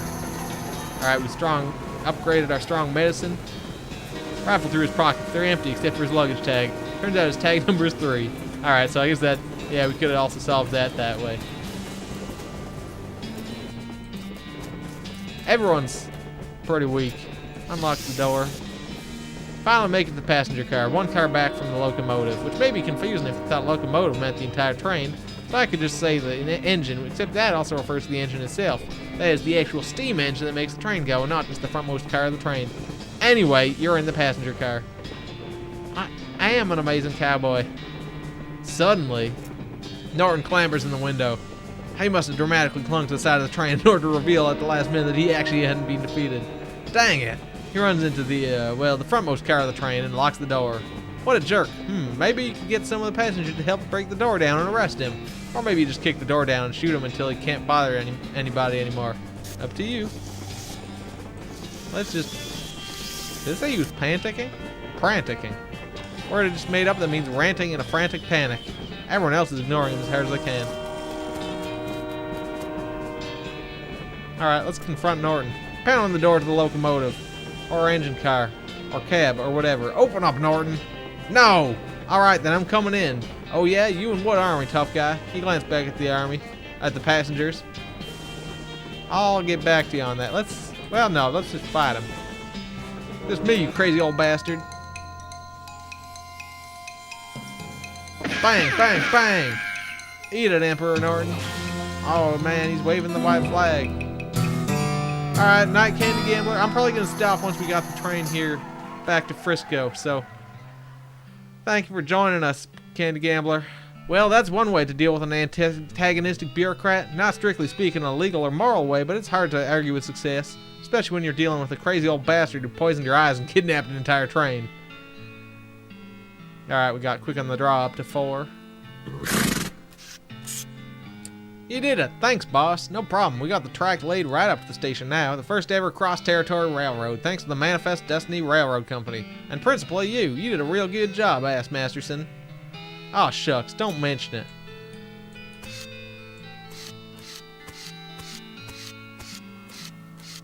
Alright, we made it to Frisco Station. Now playing the final cutscene. Oh, I missed some neat stuff by not talking to the passengers. Oh well. Wait, is the final cutscene just like the end of the game? Or is there more? I assume there's more stuff to do here. Right?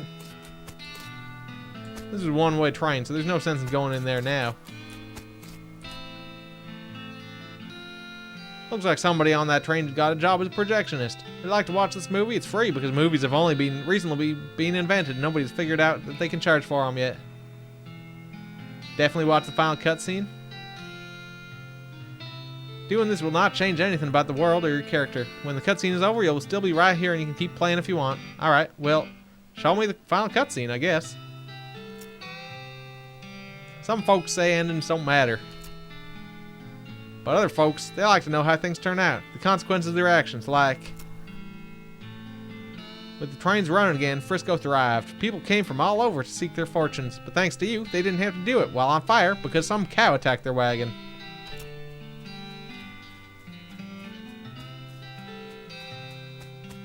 I feel like I didn't resolve much here.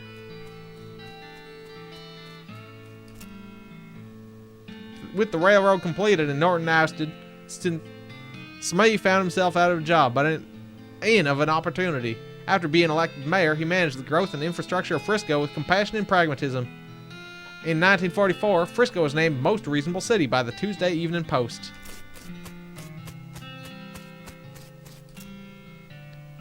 Dissatisfied with the thought of returning to her old life in Bourne Springs, Doc Alice opened a free clinic in Frisco and lived out the rest of her days as a practicing doctor.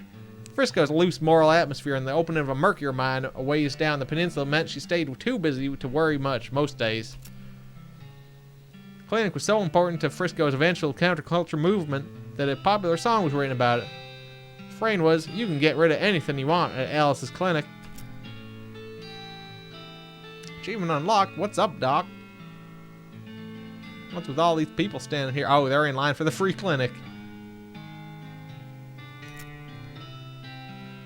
Kurtz left the fort and set up shop in Frisco. His cult fitness group skyrocketed in popularity. The growth was entirely due to word of mouth because the first rule of Kurt's Fit is that you cannot stop talking about Kurt's Fit. Kurtz till it hurts.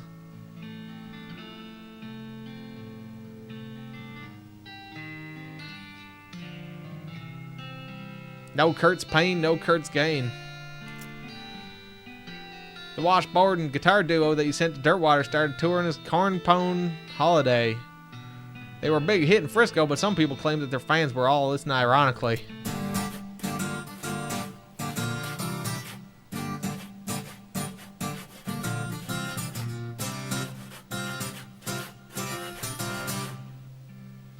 Solved all of Breadwood's problems. With the increase in morale and civic resources, they were able to clear the weeds from the road and fix the well and the broken hitching post. There was even enough left over to give the mayor's office a new coat of paint, refresh the facade on the Buttery Biscuit, and add a second story to the bunkhouse. They even managed to get that horse into rehab. Oh wow, look at that. It looks like a real town now. Sorta.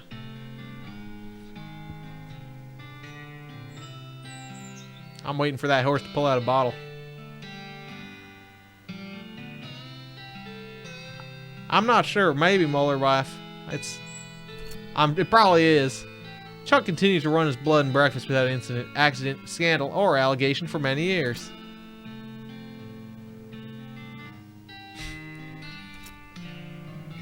You won 4 of the reenactment snares at Fort Memoriam. They still talk about you.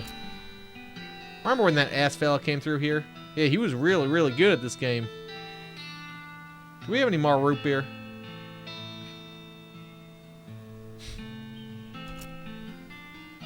With your help, Roy Bean's Jelly Bean Museum became the talk of the town. Well, first they had to build a town nearby, but once they did, hoo-wee! Oh wow, look at all those people in line for the museum. Dirtwater became, relatively speaking, a thriving metropolis. Thanks to your efforts as a commerce ambassador and all-around helpful stranger, the once sleepy town became a shining oasis in a barren land. Every man, woman, and child in the town knew your name. They even put up a little plaque with your name on it in your old room at the Jewel.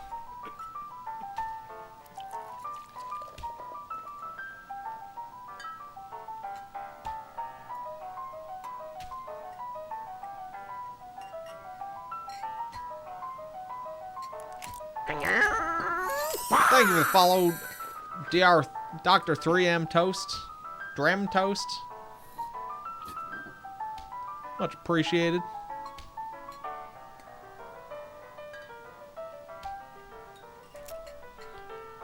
As for you, after your adventure, you settled in Frisco and bought a very long, very narrow house, filled with souvenirs of your exploits, and started an antique hat rack collection.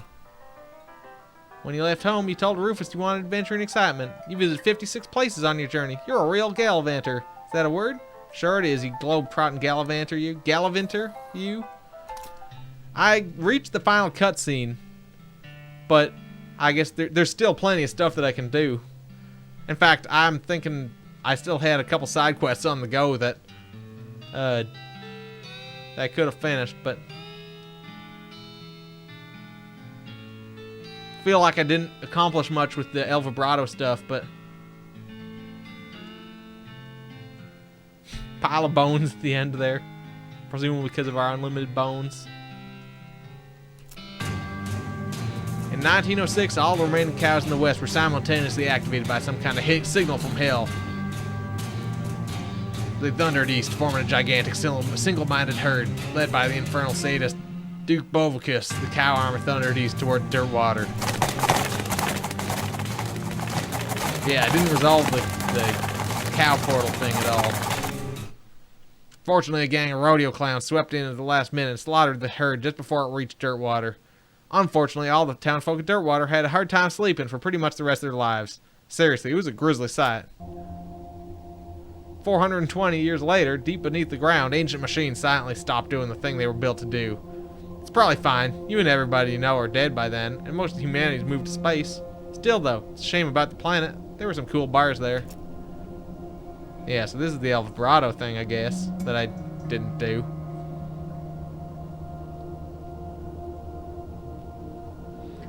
This is just showing me there's a lot of side quests that I did not finish, mostly. Thank you for playing. Credits to Loathing. That's what, 7 guys there? And then a couple of consultants and other stuff.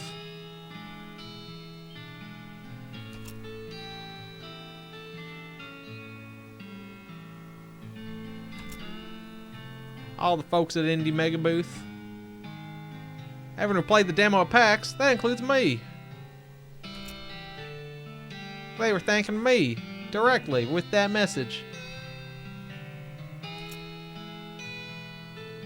And all these beta testers. The end. I could have been hired for whistling, yeah. The end.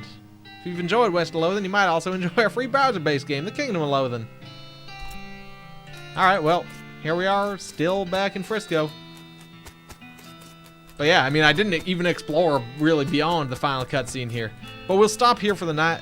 I think we'll probably do at least one more stream of this. Kind of try and wrap up some more things. Explore the rest of Frisco. Check out some more stuff.